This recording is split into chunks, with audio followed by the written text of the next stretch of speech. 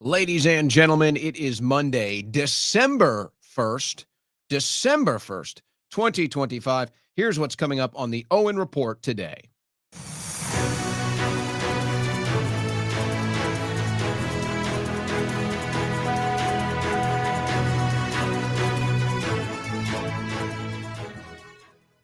Well, it might be the biggest story of the day. I will tell you it's not going to dominate our show's coverage because we were really focusing on this last week, but now the issues are arising as far as the legality, the ramifications, the evidence, congressional approval, the law of the land, the Constitution, these strikes in Venezuela, and the death toll. And now apparently there's another issue where there was a secondary strike to make sure that the survivors of the first strike couldn't live to tell the tale. So this adds another ripple of controversy to the already controversial strikes. Now, the Trump administration, whether it's a confidence act or because they just don't care, they are leaning all the way in and expressing with the utmost confidence, including Caroline Leavitt today, during a White House press hearing, which, by the way, if I may, it's not the same. It's not the same. The press secretary, Caroline Leavitt, she's not the same as she was, I would say, at the beginning of the administration. It's coming off a little different now, if you catch my drift. It's coming off a little more, shall I say, Jen Psaki-ish by the day. But I guess that just comes with the territory. That just comes with the job. So they're talking about it as war crimes. Legal experts are weighing in. The Democrats are opening their eyes for any opportunities that they can take out Trump or anyone else that's been a part of these strikes. So, yeah. That, and it looks like maybe they're going to try to set up somebody else to take the fall for this, by the way, which is, well, not exactly a good thing. We will be hearing from President Trump. A couple statements from President Trump over the weekend. Some of it is now so old, so much has happened since President Trump spoke over the weekend that we just moved on from a lot of it. But we will look at some of the things that President Trump said over the weekend. We'll review the killing of the National Guardsmen. There was some weirdness with that over the holiday weekend where they said that they were dead and then they weren't dead, but now one of them is dead. One of them is in critical condition. That whole reporting was weird. Another communication issue when it comes to the government with the American people. We're going to hear from Don Jr. today. I really like Donald Trump Jr. I don't know if he has the desire to run for office, and he might be a little less polished than even his father as far as the rhetoric is concerned, which doesn't bother me. I actually like it. But we're going to hear a couple statements from Don Jr. today, which I'm sitting here saying, Don Jr., I want Don Jr. to be the senior White House advisor. That's who I want. Give me Don Jr. All right. Then we've got the big issue for today, and there's so much of it. It's overwhelming. It's going to be obnoxious, but here we are. And that's foreign policy. It's foreign policy. We're going to really weigh into this heavy today. And here's why. Because right now it's the 1st of December. Okay? This next month, folks, is going to fly by so fast, we're not even going to know what hit us. We're going to be dizzy. This thing is going to fly by so fast this next month, and you're going to get through the holidays, and you're going to wake up. You're going to remember I'm saying this to you. You're going to wake up, and it's going to be January 2nd.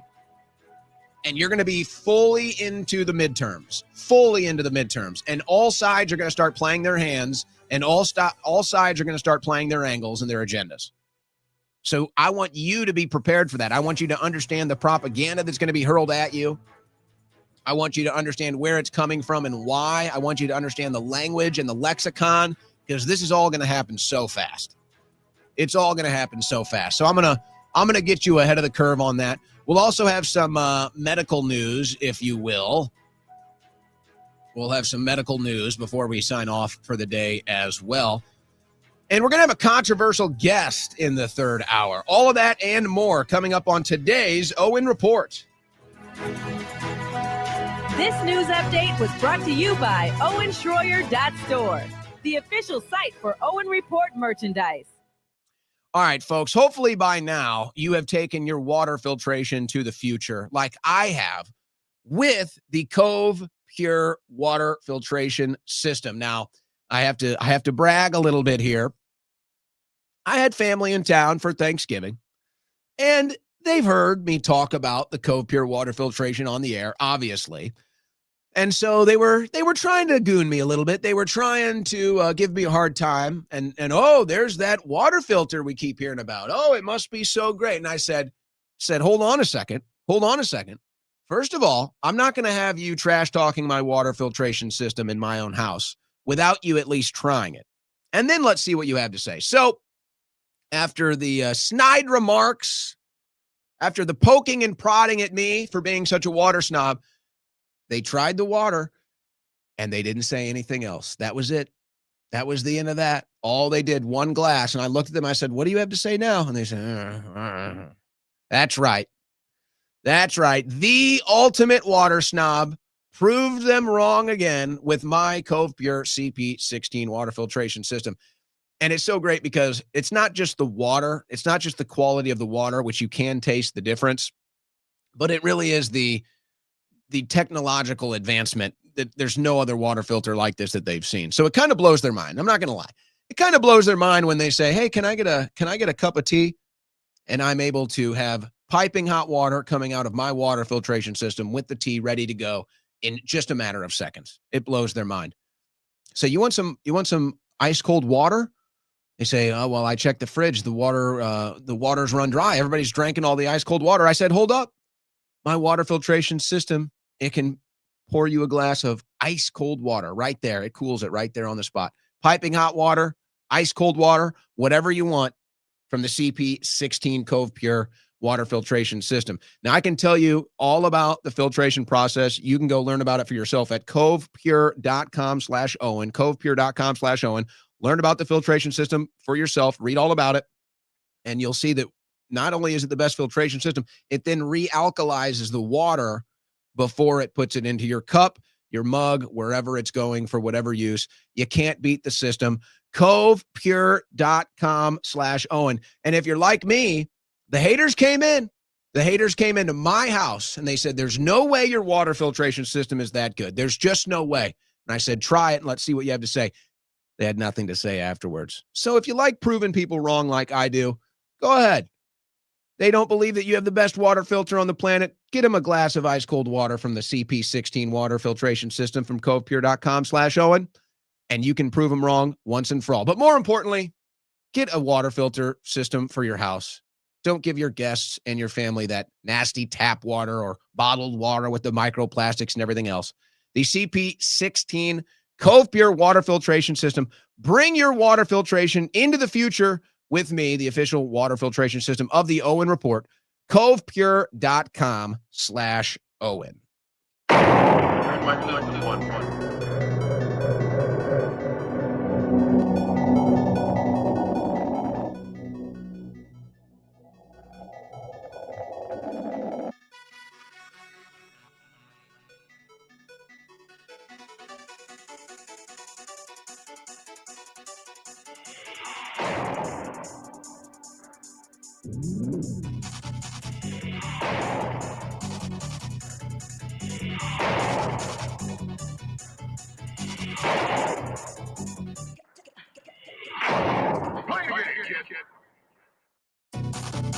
On the cutting edge of news and analysis, the Owen Report with Owen Schroyer.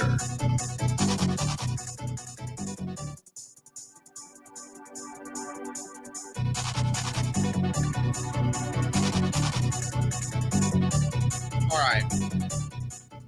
I really want to get broad before we get into the news today. I want to just kind of do a broad sweep of what there is to anticipate in 2026. And I do that today because everybody else is going to start doing it in January.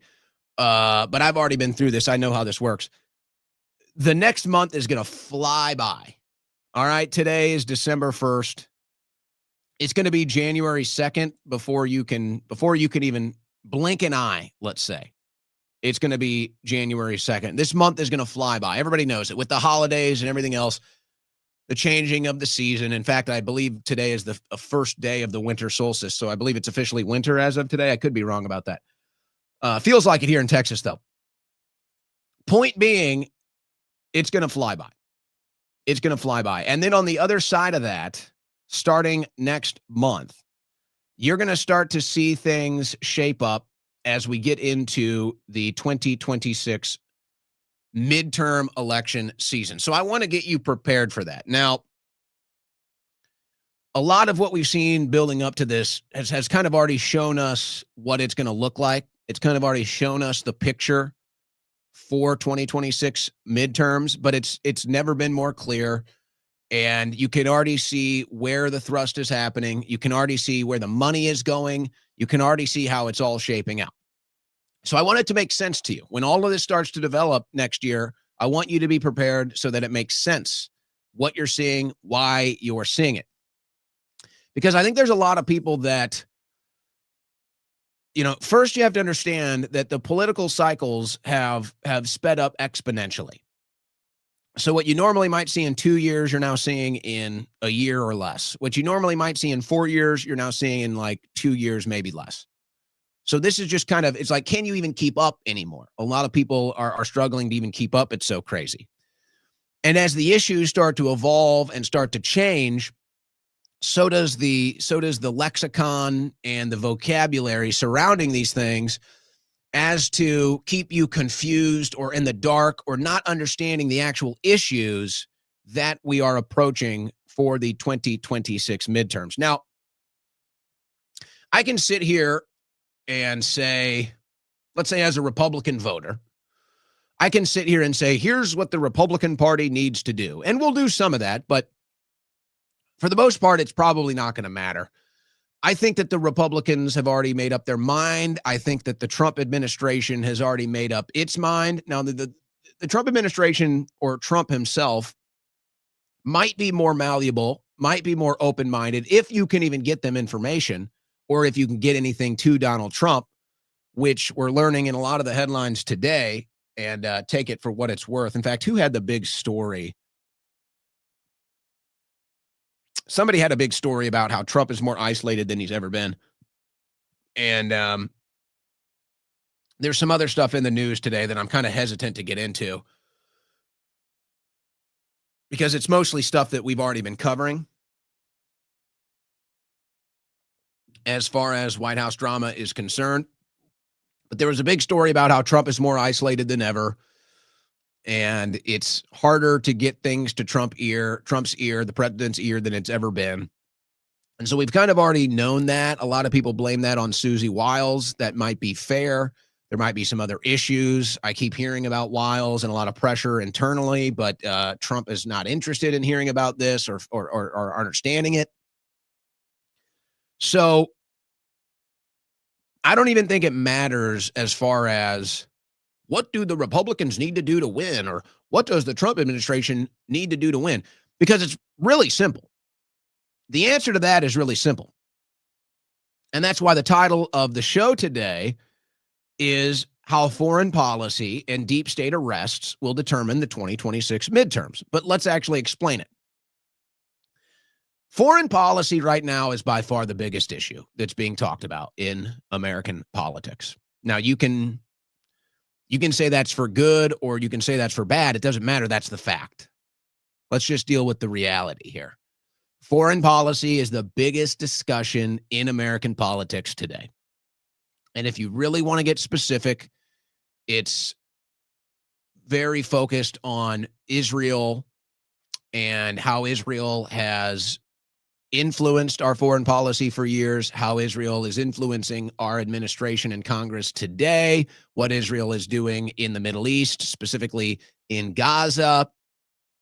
But you could point to what they're doing in Jordan, in Lebanon, in Syria, in Palestine, all over the place. Hundreds of thousands dead. And it seems like there is no There is no regret. There is no remorse. And you might say, well, fine, okay, it's war. But there's something more diabolical when you see it in the American media, the celebration of tens of thousands of dead, innocent women and children, the jubilee that they can get away with it.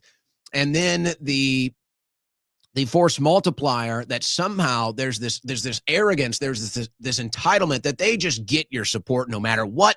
And if you dare speak out against it or dare want to pull support away, all of a sudden you're the bad guy. All of a sudden you get targeted. And all of a sudden you're the enemy.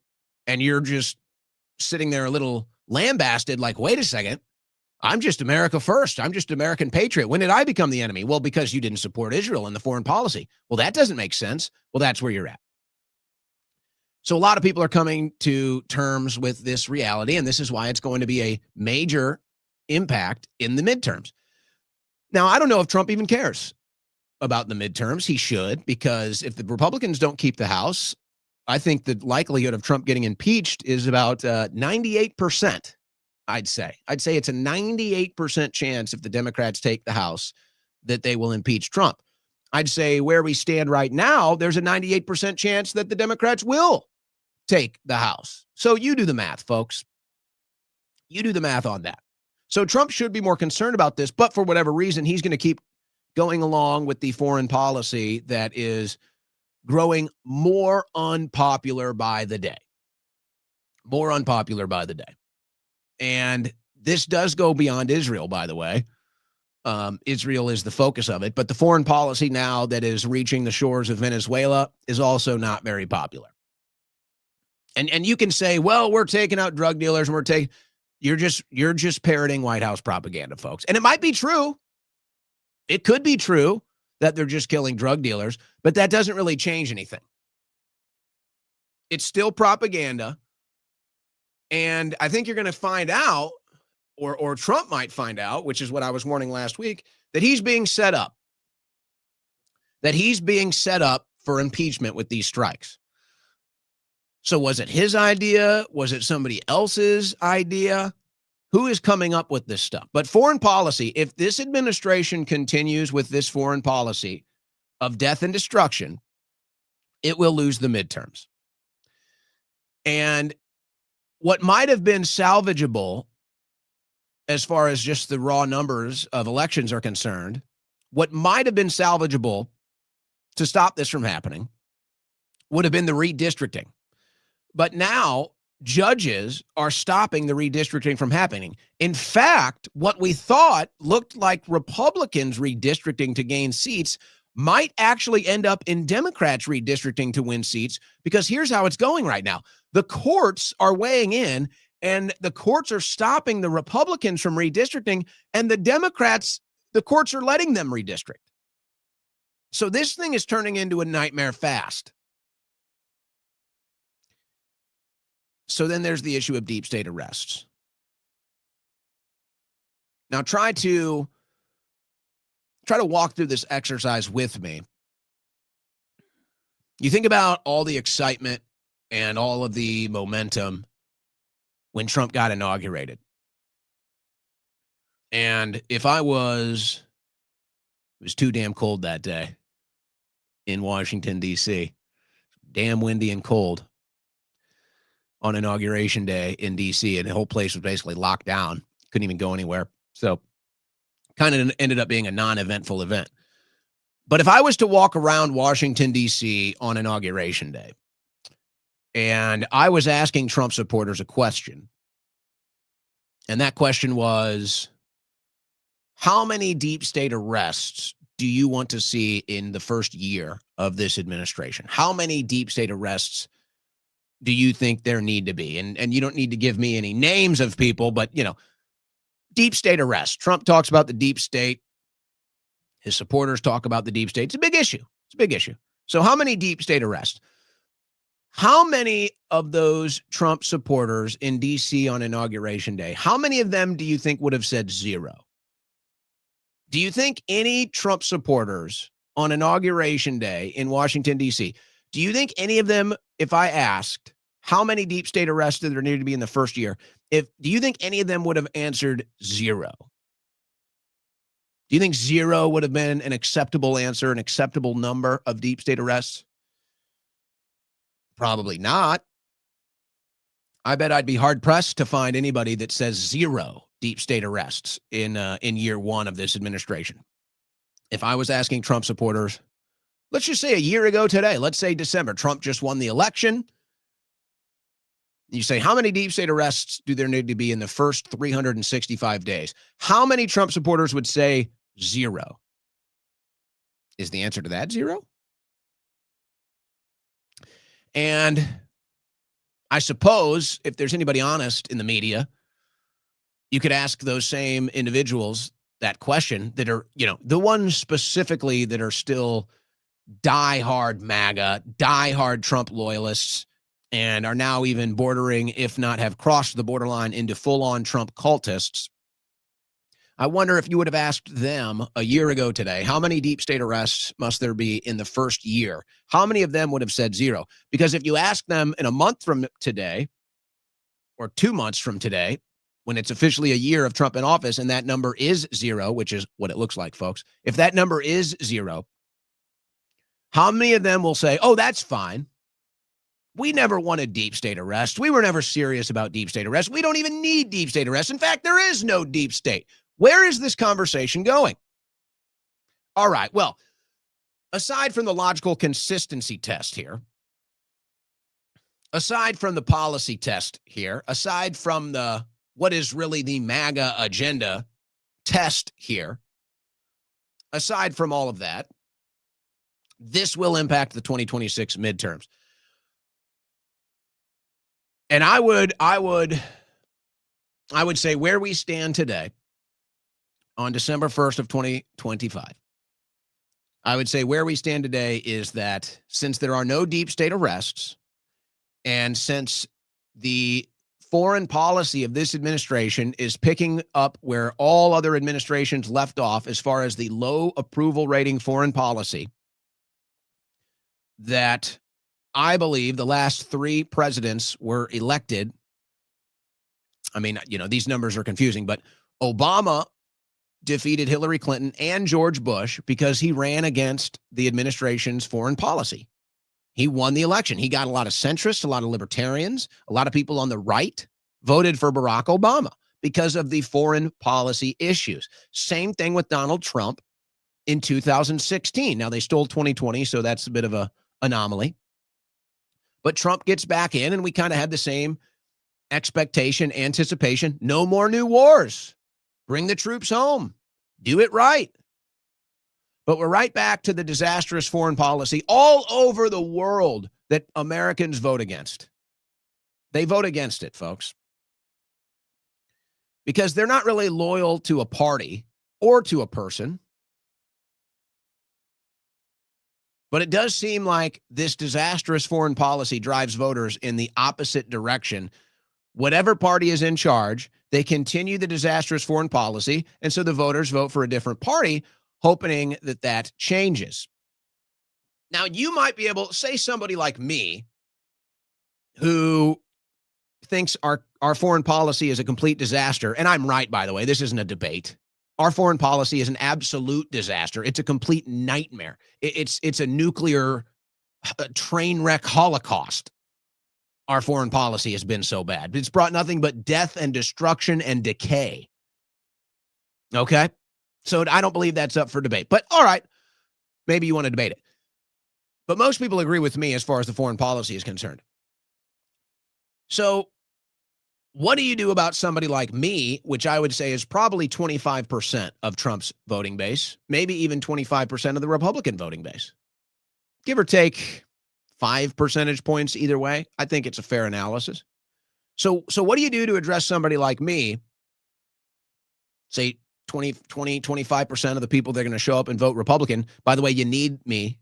You do need me. You need the Owen Schroyers, which are probably closer to the average American on the right than anybody you see in this administration now, except maybe J.D. Vance, but he's got to play ball.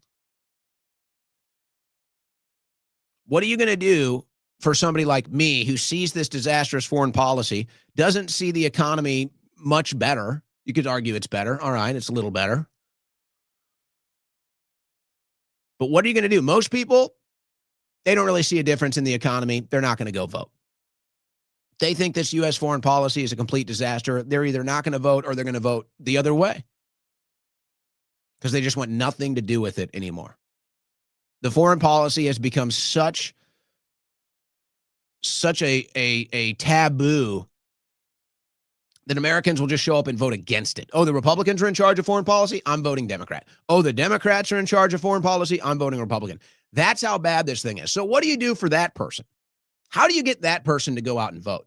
Now, I'll probably be voting because I believe that you need to go out and vote to just express your exercise your right to vote. But I have to say, I'm getting a little more turned off by that by the day. I'm getting a little more bitter, a little more sour over that. But I still believe that you need to go out and vote. Otherwise, can you really complain? And plus, if you do try to call your local representatives or get involved in local government, they're gonna go look at your voting record and see if you even show up to vote. And if you don't, they're gonna say, get out of here. So it still has value. Showing up and voting obviously has value. And a lot of people over the world don't get to do it. So, okay. So what do you do for somebody like me then, who might say, I'm just not going to vote. I don't like the Democrats. I don't like the Republicans. I'm going to have a protest vote of a no vote. What do you do for somebody like me? Well, there's one thing you could do. You could start arresting the deep state. Pick the road, pick the avenue. You want to go down the illegal spying with Barack Obama and Spygate and Russiagate? Okay, get some deep state arrests. You want to go with the stolen election of 2020, which we're all talking about it? How many people have been arrested for that big steal? None? Okay, you can go down that angle. What about COVID? Because, by the way, if you want to know the truth about the U.S. economy, and this administration will never want you to understand this, you can understand why. If you want to know the truth about the U.S. economy and why it's in such a bad place today, it actually is mostly because of COVID. It's mostly because of Trump letting the economy get shut down during COVID. Folks, that's just a fact. Now, again, Biden was much worse. Biden made it worse. So it's like, I'm not even saying that Trump is the one to blame. The Biden administration definitely holds most of that blame. But it's like Trump gave them the opportunity to crush the economy. Trump handed Joe Biden the hammer to destroy the U.S. economy. Trump built the hammer and handed it to Joe Biden when they did the COVID lockdowns and the economy lockdown and the printing of the money and everything else and all the fraud and everything that came along with it. Trump actually opened that door for that permanent damage to the economy. Biden just did it. Biden just walked through the door and he did it. So, okay. But the economy hasn't turned around enough for people to go vote. Nobody's gotten arrested for COVID, the bioweapon, the destruction of the economy, all of it. So what do you do? What do you do for these Americans that are so sick and tired of our foreign policy, so sick and tired of these never-ending wars, and they turn on their TV and what is it? More money for Israel, more money for Ukraine, more money for Venezuela strikes, all of this crap. And then they realize that the average American is what, $50,000 in debt, more? And that's not even counting the nation's debt. So they're just sick of it. They don't see Trump as an agent of change anymore. They don't see Trump as anti-establishment anymore. They don't see Trump as one of us anymore. They see him as the Swamp King. They see him carrying on the same disastrous foreign policy that's been a destroyer of worlds for 3 decades, maybe more. The economy's not getting better. There's no deep state arrests. Who's showing up to vote for Republicans in the midterms? It's going to be a disaster. It's going to be a disaster, folks. And it's so unfortunate because it's like, I'm not here to do, I hate to say I told you so's. I'd love to be wrong about this. But I have a feeling it'll be a hate to say I told you so a year from today. Yeah, I mean, bookmark this segment. I have a feeling a year from today, it'll be a hate to say I told you so phenomenon. Because I just don't know where you're winning elections right now if you're Republicans. What do you guys think Republicans are doing that's so great that's going to drive people to the voting booth? You have to understand, there's 2 phenomenons that you're going to be missing out on here. One, Trump is not on the ballot. Okay? So Trump can't carry over the finish line, Republicans. He's not on the ballot. 2, Joe Biden is not on the ballot. And you can say, well, Joe Biden wasn't on the ballot the last election. Well, in a way, he kind of was. Joe Biden was maybe not in name, but in policy, in concept, Joe Biden was on the ballot in the 2024 presidential elections. Joe Biden was on the ballot. Harris might have been the name, but it was people were going to vote against Joe Biden. Joe Biden was such a disaster as president that people went to the polls to vote against that, vote for Republicans against the Democrats. So I just don't know where Republicans think they're going to find votes. Do you think you're going to find votes on foreign policy? You're not going to find any. You think you're going to find votes on the economy? You're not going to find any. You think you're going to find votes on deep state arrests? What deep state arrests? Do you really think people are going to go out and vote because you blew up some boats in Venezuela? I don't think that one's going to go so well for you. And, you know, we've got a little news today dealing with the National Guard in the streets. Folks, this isn't going good either. I got news for you. This is not going good either. And it seems like there's an execution problem. It's like Trump has an idea, and then he's got all these yes men around him. And so they find these different ways to try to manifest these ideas from President Trump. And so then they put them into practice, but it's like there's no fruits. It's like there's nothing that they can really point to and say, look at the great success we've had. Now, did they get crime down in the areas where the National Guard is at? They have. But are they really talking about that? Are they really proving it? Are they really putting out these concepts and how they've worked? Not really. It's just like, hey, here's an idea. Just go out, just throw the National Guard on the streets, and we'll just run with it. Where's the oversight? Where's the execution? What's the general concept here? What is the agenda? What can we point to that the agenda is bearing fruit? Well, now you've got a dead National Guardsman and another one in the hospital. And now you got their family speaking out about some of the things they said, and you start to get a better idea of, maybe this isn't so good. And it actually reminds me of what happened when in Texas, Governor Abbott, to try to, he wanted to stand up to the Biden administration. He wanted to stand up to the Biden administration with the open border. So what did he do? So he sent out the Texas National Guard to the border. But you know what happened with the Texas National Guard? The Texas National Guard? Nothing. They stood there for photo ops. Folks, we went down there. We talked to them. They were like, yeah, I mean, they sent us here, but we don't really have anything to do. They were like, yeah, we had some orders, and then we got shut down. The Biden administration won't let us do it. You may recall, the Texas National Guard went down to the border, and they set up these floating buoys, like razor blade buoys they set up in the Rio Grande to stop the illegal migrants from crossing over. The Biden administration just went and got rid of it, just pulled it out of the water. Lasted like 48 hours. The Texas National Guard, they went down there. They set up stops where there were holes in what the wall Trump had built, and they set up these big barbed wire stops. Within 48 hours, the Biden administration sent somebody down there, cut the barbed wire, and brought everybody across. And so for the next couple months, the Texas National Guard was just standing around with nothing to do. Standing around harassing people, actually, because they didn't know what else to do.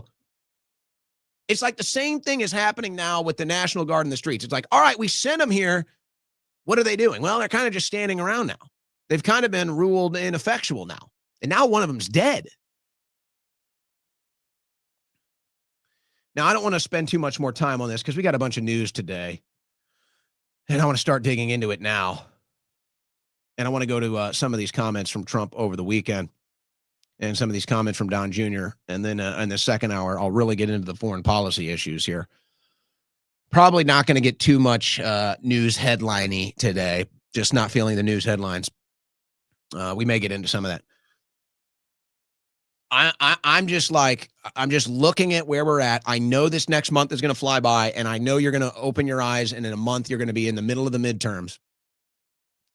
And I guess, I guess it just sucks. I guess it just sucks from somebody who's been supporting Trump since 2015, and I might get a little more personal about it. And again, I don't take anything in politics personally, folks. Believe me. If you let the political world affect your bottom line emotionally, psychologically, then you're going to be in trouble. So this is we're just covering news today. But it's really tragic, I think, to see everything that we suffered for just get completely tossed aside for bad foreign policy. Because that's what it looks like. That's what it feels like. And, if you want to say the scary word, it's Israel. It's like, oh, you said it now. Oh, boy. It's like that's what seems to be the force multiplier of this bad foreign policy here. Every time it's Israel, it's Netanyahu. But regardless, it's Israel, it's Venezuela, it's Ukraine, Qatar. It doesn't matter. It's just all of it. Just all of it. And I guess it just sucks. It just sucks as somebody who's been supporting Trump since 2015, everything we fought for. And now here we are, and it's just the whole thing is being used to benefit a foreign country. And I guess it just sucks. And then it's just like, all right, well, if you were at least giving me deep state arrests or fixing the economy, then it's like, okay, you take the good with the bad here. But we're not even getting that. We're not even getting that. We're getting ideas of cracking down on free speech. We're getting ideas of starting another war. So I guess it just sucks. It just sucks to see everything that you fought for just get handed to foreign interests and special interests. And that's what's happened. That's what's happened, folks. And that's why Trump's approval ratings are down in the tank. And that's why Caroline Leavitt has to sound more like Jen Psaki every day. And that's why this administration is becoming, in many ways, in many instances, just flat out cringe. Just flat out cringe. So I would love to see a correction of course ahead of the midterms. And if there's anything that can maybe get the correction of course, it's to get President Trump to understand you're going to get impeached. And it might not go as well for you this time for multiple reasons that we have covered in the past. And this is going to tie into a story I'm going to have here coming up shortly of Mark Mitchell of Rasmussen Reports actually getting to meet with Trump and then what happened afterwards. And then you might find, you might get a better idea of what's really going on behind the scenes ahead of this midterm. Because you have to understand, folks, the people that control the foreign policy and the people that benefit from the foreign policy, they don't care who wins elections because they control both sides of the aisle. So they really don't care who wins the elections as long as they still control both parties and get what they want in foreign policy. So we're going to come back here and we're going to hear from President Trump. We're going to hear from Don Jr. And then I'm going to tell you what happened after Mark Mitchell met with President Trump and why it seems people don't want that meeting to happen again. So I'll explain that coming up. But first, so earlier today, we had the Ask the Doctor show with Dr. Alejandro Diaz. Great show. I love talking to these doctors and trying to fill this void of the medical establishment trying to dominate the news without, other people getting thoughts and ideas across in the medical world. So it's a very important show, but I'm sitting there. It was 11 a.m. We're going live at 11 a.m. with Dr. Diaz. And I'm sitting here, I'm looking at my clock here and I'm prepping for the show and it's 10:55. I'm like, whoa, what happened? Time just flew by. And I'm just dying here because I needed a cup of coffee. I hadn't drank any coffee yet. All right. So I got 5 minutes to showtime and I don't have any coffee. And you're thinking I'm screwed, right? I don't have any coffee brewing. I don't have any coffee already brewed, sitting in a pot. There's nothing I can warm up there. I got nothing. I'm screwed, right? 5 minutes to air, no coffee. I'm screwed. I'm just, there's nothing I can do. Wrong-o.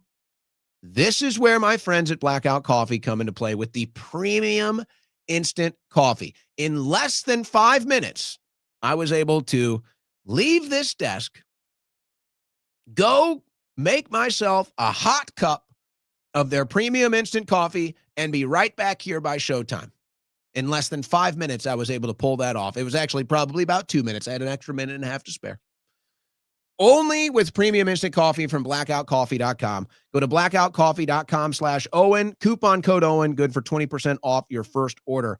It's very important you understand. Premium instant coffee. This isn't that normal instant coffee that maybe you've tried before and tastes like garbage or is watered down. You're just not interested. You can't even drink it. It's no good. This is premium instant coffee, ready in minutes. When you've got no time, you need coffee instantly. Premium instant coffee, blackoutcoffee.com/Owen. By the way, big Cyber Monday sales are happening right now. Buy two, get one free sale happening right now at blackoutcoffee.com/Owen. In fact, I think they got a hot cocoa. Probably need to be telling you about the hot cocoa that they got going on. We'll tell you about that later. But yes, the Cyber Monday special, buy two, get one free, happening right now. blackoutcoffee.com/Owen. Buy two, get one free. They also just posted a blind taste test of Blackout Coffee versus Starbucks, Black Rifle, and Lavazza. And, I can tell you how that went because I've tasted them all, and I've decided to go with Blackout Coffee as the official coffee of the Owen Report. So take advantage of the Cyber Monday sale. Buy two, get one free. Cyber Monday sale happening right now at blackoutcoffee.com/Owen, the official coffee of the Owen Report. All right. Let's go to a statement. I think we might have a couple statements from President Trump here today. Let's start right here. Over the weekend, President Trump said any document signed by sleepy Joe Biden with the auto pen, which approximately was 92% of them, is hereby terminated and of no further force or effect. Now, folks, this is an interesting thing because he says 92% of documents signed by Biden were with the auto pen. Now,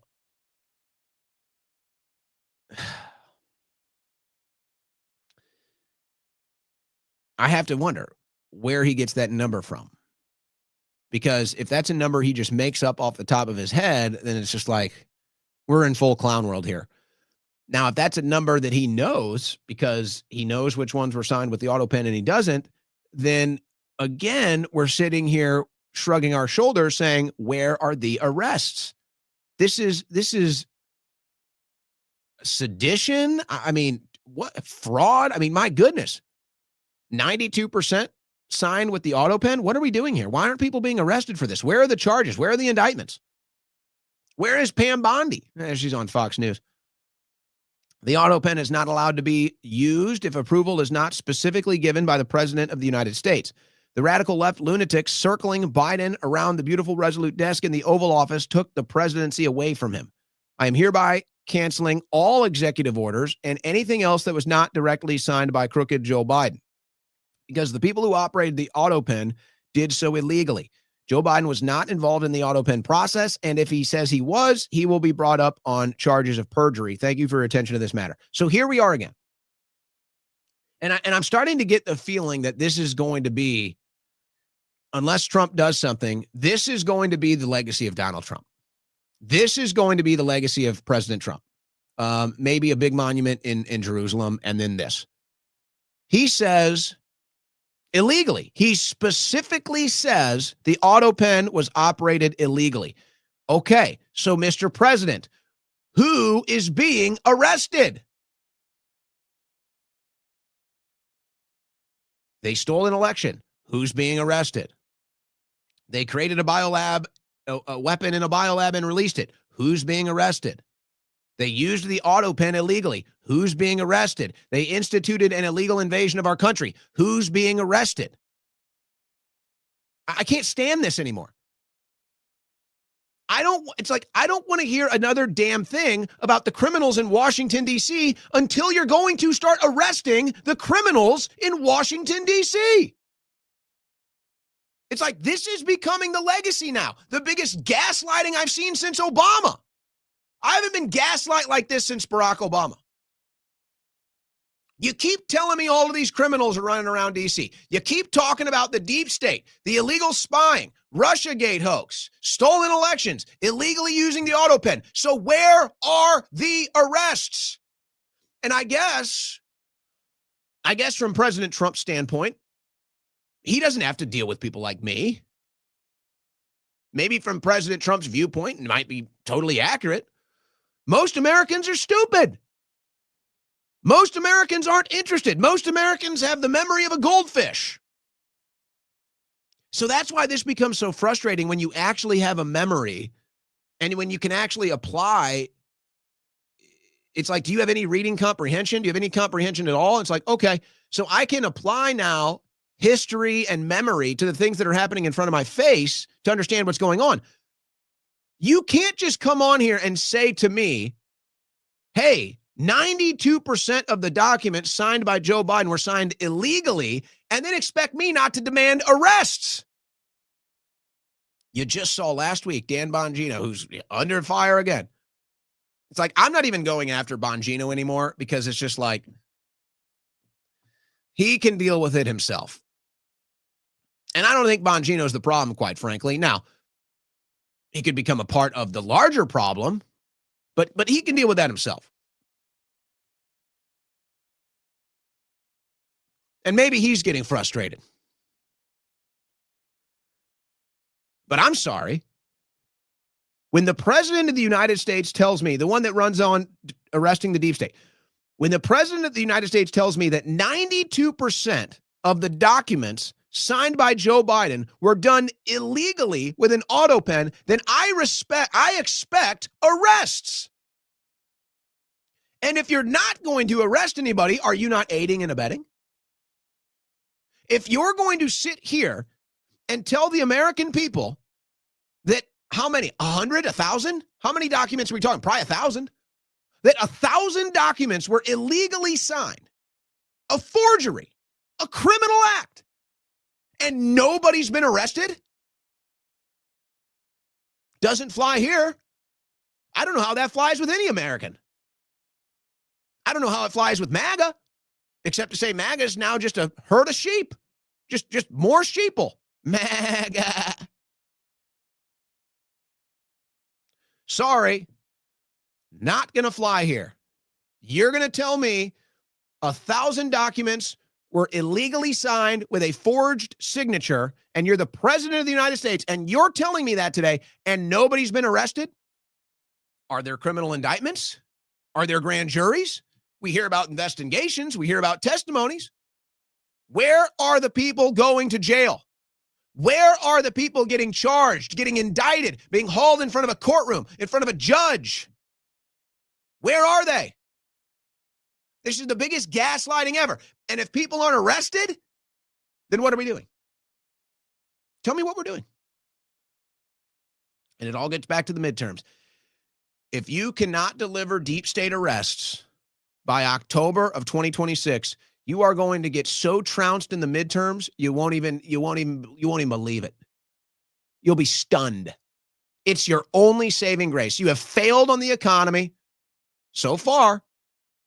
That's the one place where I say I could see you fixing it. You have a track record. All right? But so far, you have failed on the economy.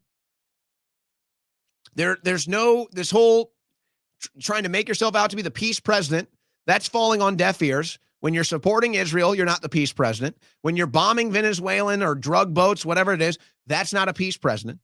When you're continuing to fund and support the war in Ukraine, that's not a peace president. Sorry, not going to fly here. Like, by the way, he signs this deal, whatever that African war was, one of the ones he signed. Did you know more people died in homicides in the United States of America than died in that war? Every year. Every year, more Americans died via homicide or shootings in blue areas, in Democrat-run cities. More Americans died in American cities and streets than people died in that war. So, okay, you might say, well, America's a much bigger country than that. All right, I accept. But if you actually just boil it down to those cities and you just look at those, say, 10 cities with the highest gun crimes, it still is more. Just 10 cities, it still is more than people that died in that war in Africa every year. So that's your big peace deal? So it's the only chance you got. You have to deliver deep state arrests. You absolutely have to. And if you fail to deliver by October of 2026, you might, if you can fix the economy by then you might be able to win the midterms. But if you don't deliver on deep state arrests and you don't fix the economy so that the average American starts to feel a little more comfortable or feel like things are going in the right direction, the Republicans are going to get beat so badly in the midterms that it's going to be embarrassing.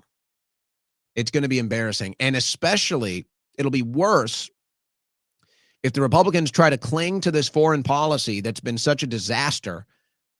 As the Democrats abandon it, now you're looking at handing the Democrats 2 or 3 election cycles of victories.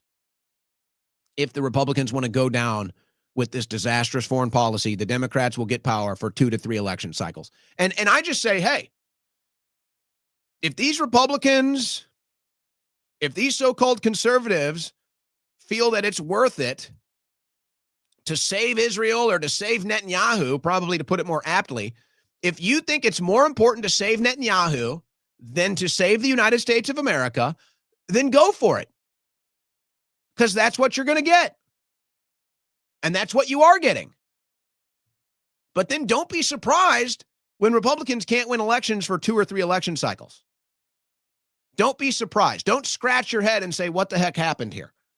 You did that because you chose to support a foreign policy that was wildly unpopular, and you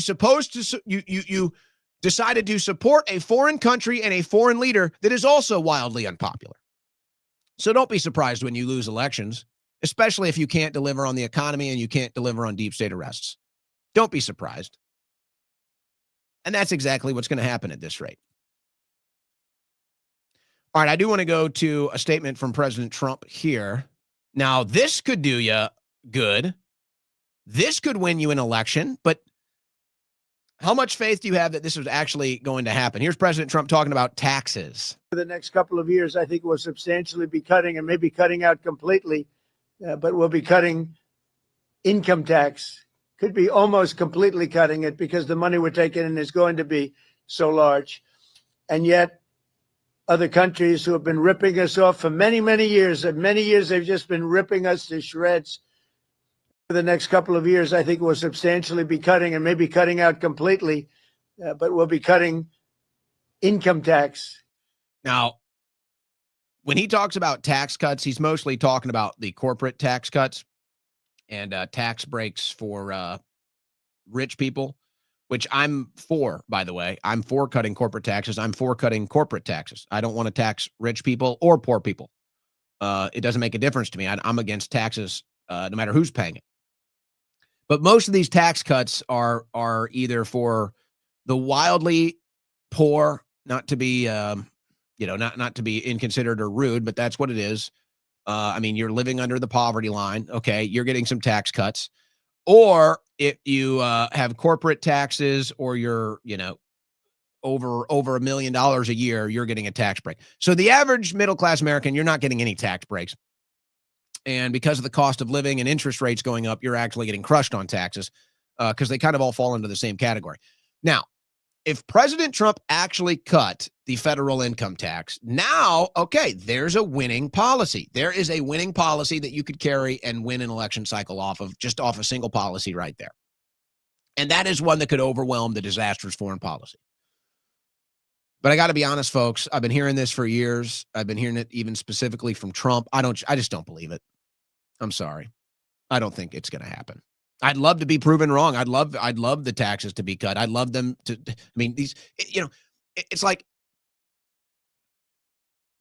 we Americans, we sit here and we bicker about the things we're supposed to bicker about, We sit here and we play the political football games that we're supposed to play, and, pick your size and everything else. And okay.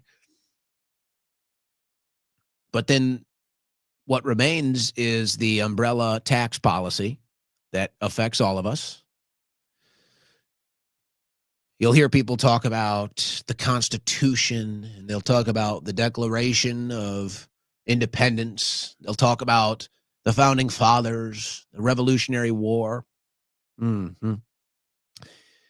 And of course, when you understand the greater context of it, the Founding Fathers didn't believe that Americans, colonists at the time, they didn't believe that anybody that was a colonist was beholden to any foreign entity, any foreign king, anybody on the other side of the planet. And yet somehow today we're just supposed to accept that as commonplace. Isn't that odd? Now all of a sudden your loyalty to a foreign country or your support for a foreign country is a determining factor of whether or not you're an American patriot. That doesn't seem like what the Founding Fathers believed at all. And then they, of course, dumped the tea in the Boston Harbor because they didn't want to pay a 3% tax, a 3% tax on a single item, a 3% tax. Now you're an American, you're paying 30% of the money that you make in taxes, 30%. When all the transactions are finished, after all the taxes are taken out of your income, and then the property taxes, and then the sales taxes, and then everything else, you're paying about 30% of the money you make in taxes. They poured tea in the Boston Harbor for a 3% tax. They started a revolutionary war because they didn't want to answer to somebody on the other side of the planet. And now here you are in 2025, and you're paying 30% taxes, and your foreign policy is determined by somebody on the other side of the planet. Seems like it's against the very founding of this country, if we're being honest. You're listening to the Owen Report on the Win Network. All right, ladies and gentlemen, I got to tell you, I have now been on the CHOQ Supplements for, I guess it's over a month now. And quick update here. Yeah, still working, maybe too well. And I'm being serious about this. If there's such a thing as working too well, I think that these are working too well. I was explaining this to somebody the other day, and I'm sure there's a lot of stuff that goes into this feeling, but I have been trying the Male Vitality Stack Ultra. Okay, this includes the Tomcat 100, the Shilajit, the Action 2.0, the Ashwagandha, and the Daily, the natural choice for men. You can go learn all about this right now. CHOQ.com. Go to the Male Vitality Stack as it's described here. The stack is straight up ridiculous. In fact, it may be too much for some, but you can most likely handle it. Give the 90-day CHOQ challenge. You'll be glad you did. So I guess if I started that in November, or I guess really I started it in October. So I'm past 60 days. Now, I do take the ashwagandha at night. So I'm taking, before my workout, I take the Daily and I take the Action 2.0. And then after my workout, I take the Tomcat and the Shilajit. And sometimes I do Shilajit before the workout, actually. I kind of mix that up. And then I do ashwagandha at night to help sleep. I got to tell you, when they talk about it may be too much for some, they are not lying, folks.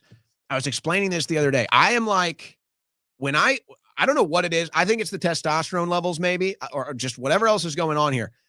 When I'm at the gym now, I am like high. I don't know how else to explain it. Now, just to be clear, I'm totally sober, no drugs. I don't drink.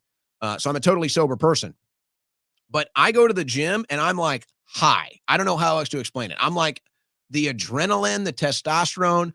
It's wild. It is noticeable for me. And I think for a lot of men, we hear about it, especially after the age of 30, testosterone levels start to go down.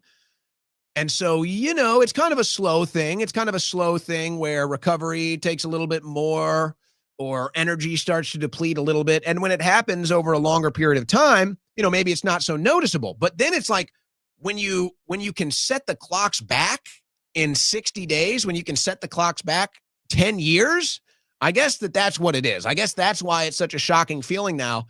And when I'm in the gym, I have this adrenaline high that is just like driving me crazy when I'm in there, quite frankly. It might be too much, actually.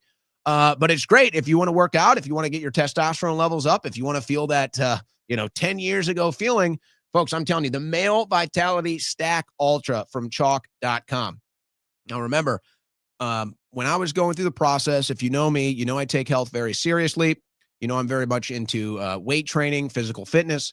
So when there were opportunities to bring on a supplement for a supplement company as a sponsor, I said, hey, we got to wait.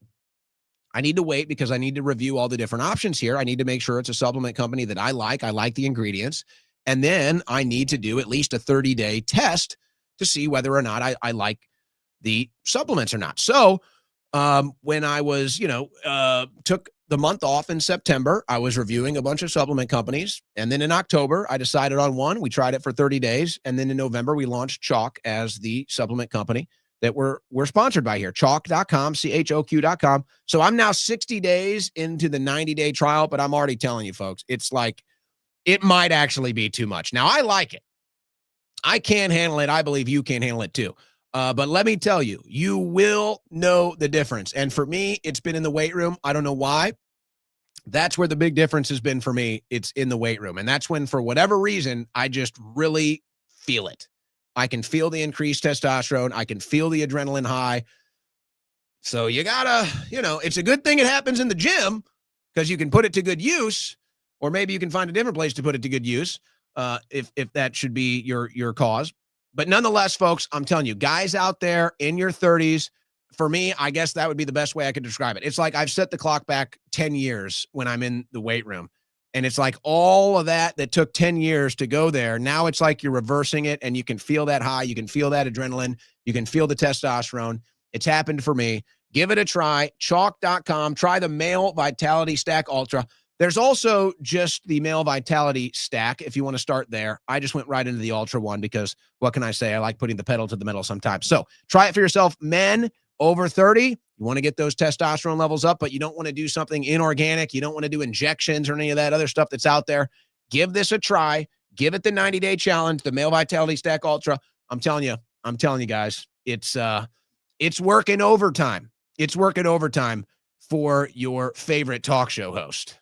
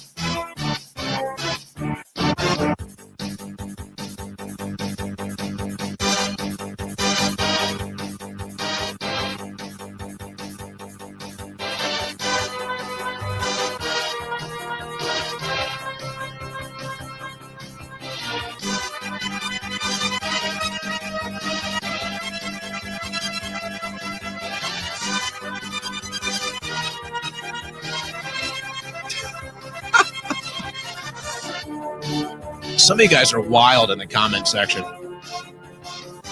Sometimes I pop in on you guys in the comment section. You're just wild. It's crazy over there.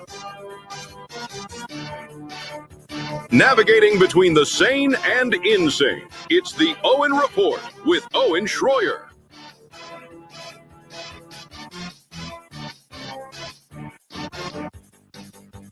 By the way,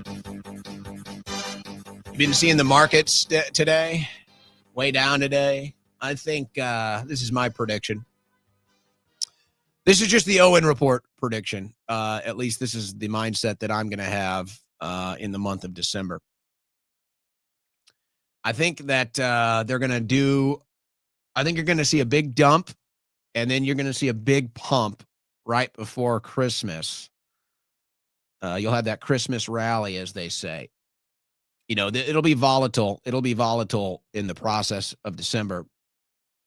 But I think it's going to be like December. November was already down. I think it'll hit a down like the lowest in maybe a month or two. And then you're going to get the big pump, and all the insider traders are going to make off like bandits with this. And then I'm afraid you could see a major down session in 2026 with what they're going to call a market correction. So anyway, if that interests you, figured I'd just throw my 2 cents out there. This is not advice, by the way, just commentary. That's all. That's all. All right, so there's a little more aftermath here, a little more follow-up after the National Guard shooting from last week that resulted in one of the National Guardsmen dying. And we got a comment from that individual's, the lady's boyfriend. We're going to hear from him today. But I want to go to this comment from Pam Bondi. Oh, yeah, she was on Fox News yesterday. How about it? I want to go to this comment from Pam Bondi on the situation with the National Guard yesterday. Working hand in hand with Secretary Noem, Homeland Security. Director Patel has already arrested 500 suspected terrorists since January 20th. We're working hand in hand with Pete Hegseth. And yes, we are bringing in our National Guard to every city we possibly can. Who needs our help? And that's a lot of them. We're tied up, as you know, in a lot of court hearings right now. These young men and women in the Guard, they want to help our country. They want to be here. They are patriots, yet they will not be attacked by a radical Islamic terrorist who screams by reports, Ali Akbar, before shooting 2 of our Guard members and almost killing more. Yeah. All right. Now, I have to tell you, I don't take anything this woman says seriously at all. She plays blonde bimbo very well. She's like central casting for blonde bimbo here.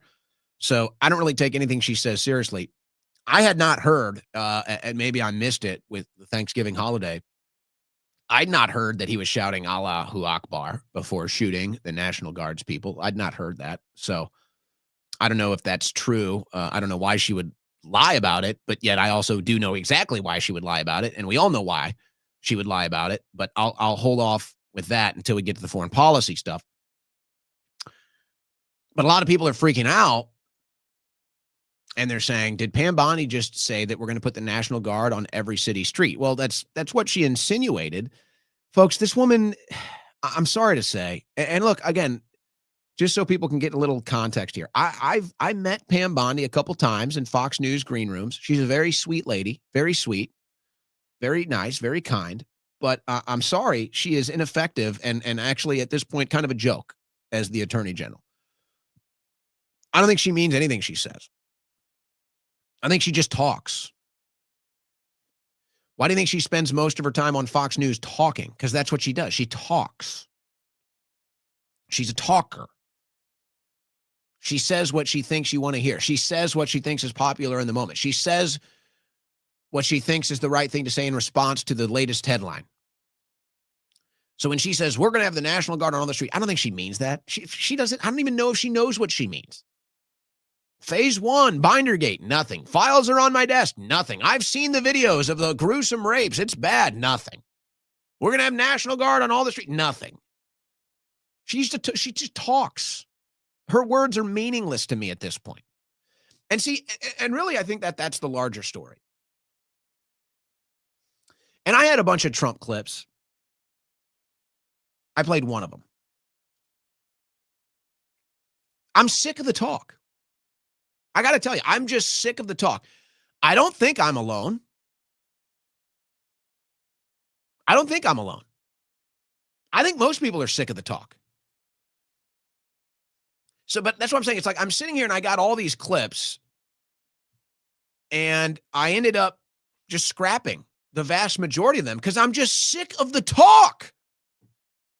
It's like I won't even get into the whole idea about militarizing the streets, all right? I don't even care about that debate, quite frankly. Our streets are already a war zone. So whatever. I don't want to see the military on the streets. I don't want to see homicide rates up. The cities are already a major problem, okay? So deal with it. Let's have the debate. So it's like, I'm not sitting here like, oh my gosh, Pam Bondi says we're going to have the military on all the city streets, because I bet she doesn't even mean it. She wouldn't even know what to do with it if she could. But it's just like, all right. It's like, either do it or just shut up. I'm sick of the talk. Either do it or shut up. It's like, hey, I don't like what they're doing, bombing the so-called drug boats, but it's like a part of me is like, well, they're doing it. It's like, at least they're doing it. I don't like it, but they're doing it. So you take action, we talk about results. There's no, it's just talk. Oh, we're going to clean up the streets. Oh, we're going to go after liberal judges. No, you're not. Let me know when Alejandro Mayorkas is behind bars, okay? Let me know when you guys want to get serious. Now,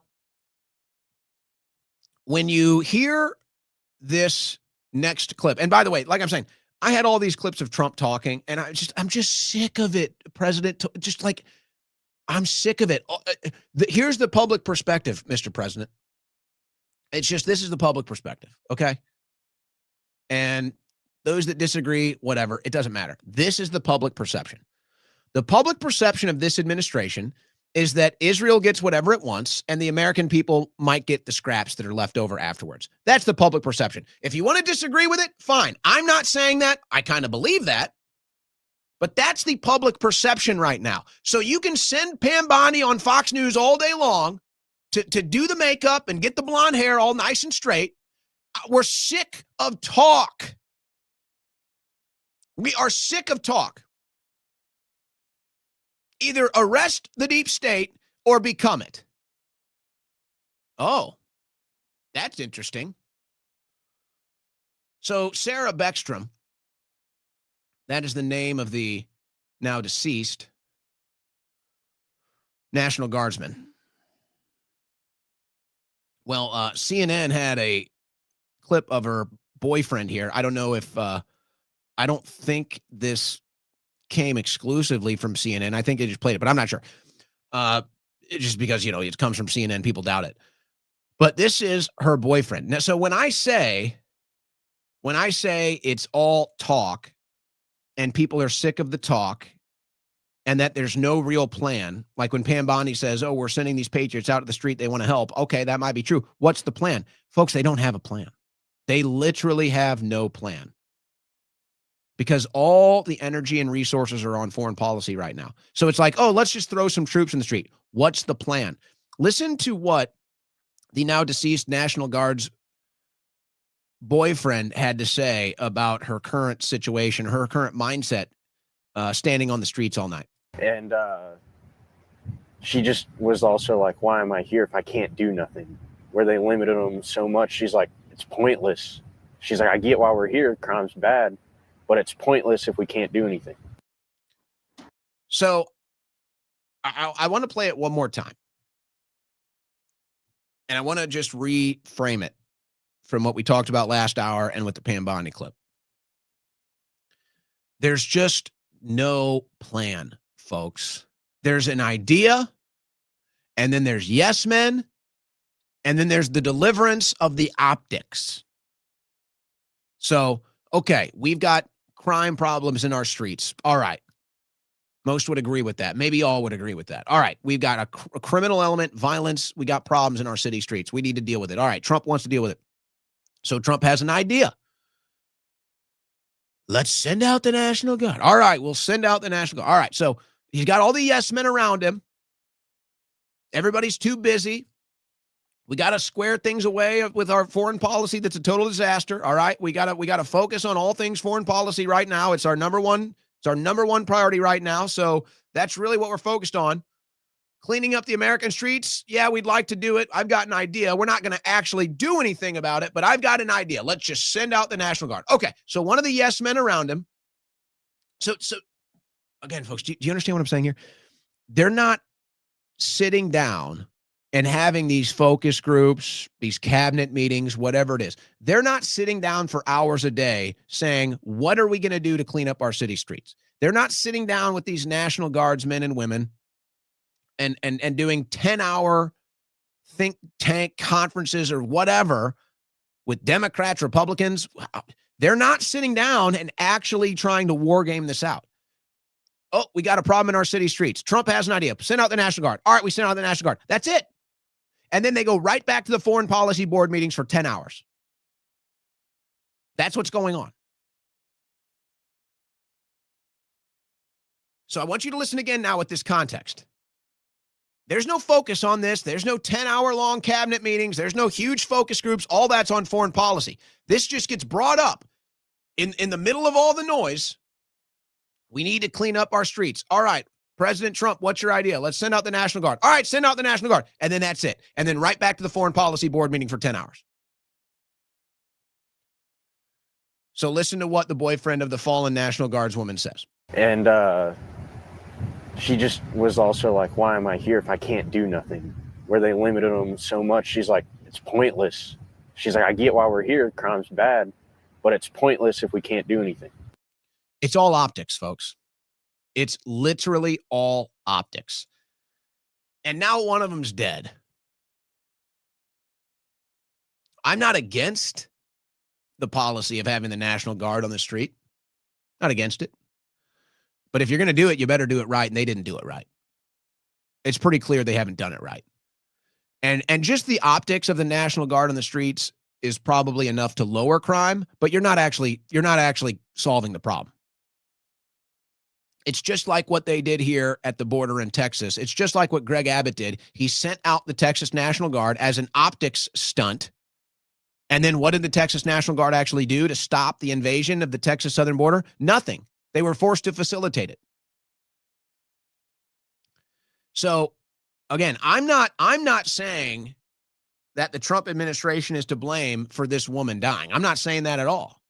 The person that shot her is responsible, and then you can look at the policies and everything that brought that person in. By the way, that was both the Biden administration and the Trump administration. I noticed Caroline Leavitt is trying to wipe this administration's hands of it, but no, they affirmed that he could stay here. Just to be clear, this administration did affirm that individual can stay in the United States of America. They granted him asylum. Again, I'm not blaming the Trump administration.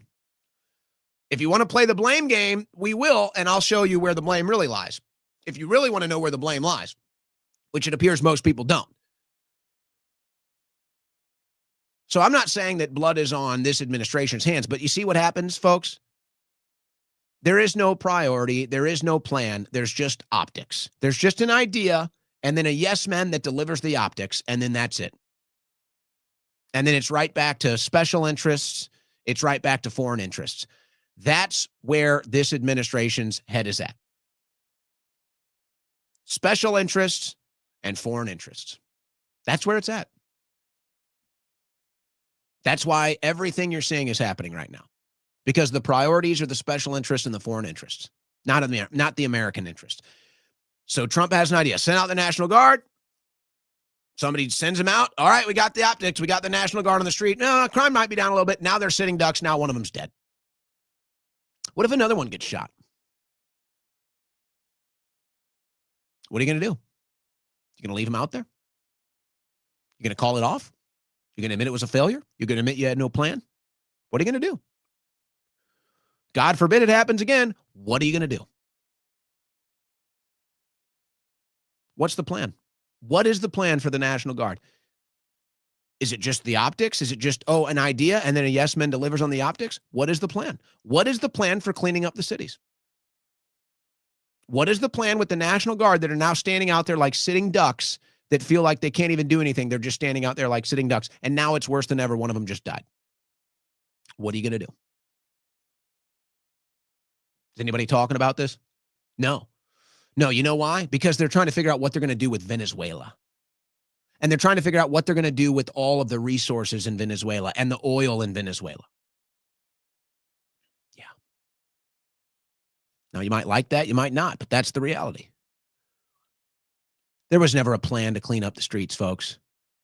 There was an idea, And then there was a deliverance of the optics. And now there's a dead woman from the National Guard and another one in the hospital. And now they feel like sitting ducks. There's no plan. There's no plan. Why? Because there's a plan in Venezuela. Why? Because there's a plan in the Middle East. A plan for America? Nah, not really. Not really. But a plan for Ukraine, a plan for Israel, a plan for Venezuela. We got that round the clock, 24/7. A plan for the United States of America? Send out the National Guard. Well, one woman just died. Blame Biden.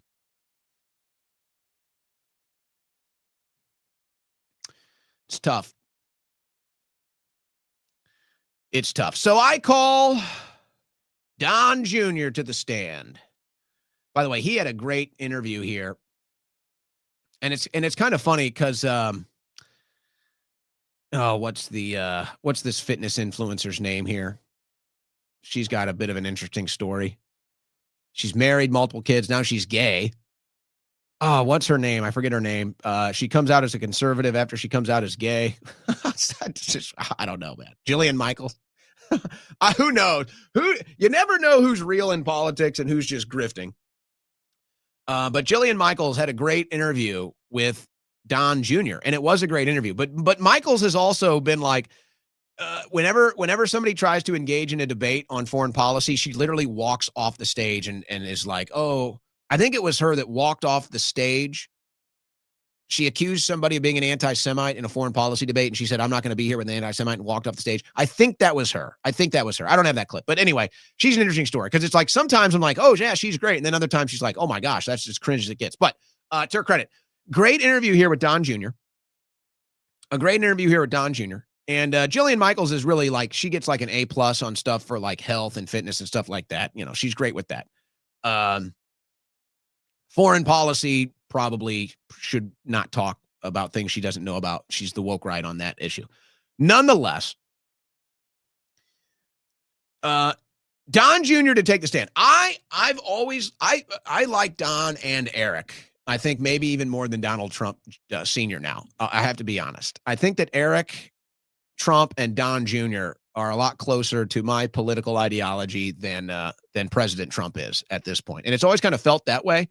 But now Trump is like way off over here in like deep state mode or something.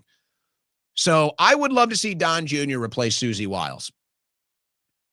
I would love to see that.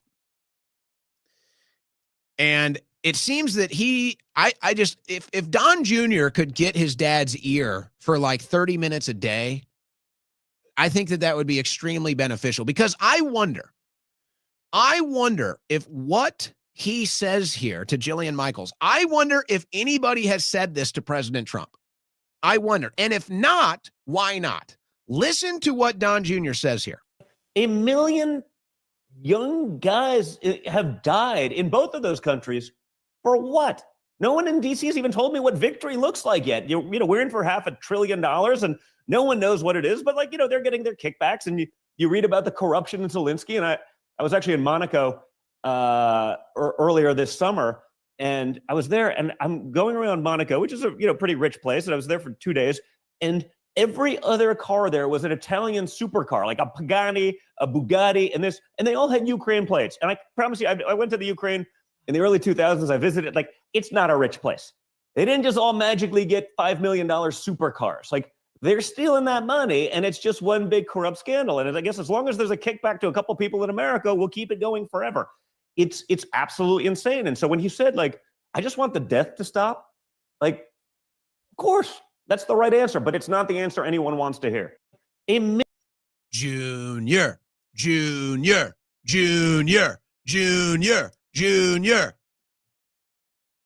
Yeah. That wasn't all from Don Jr. How about we go with a longer zinger?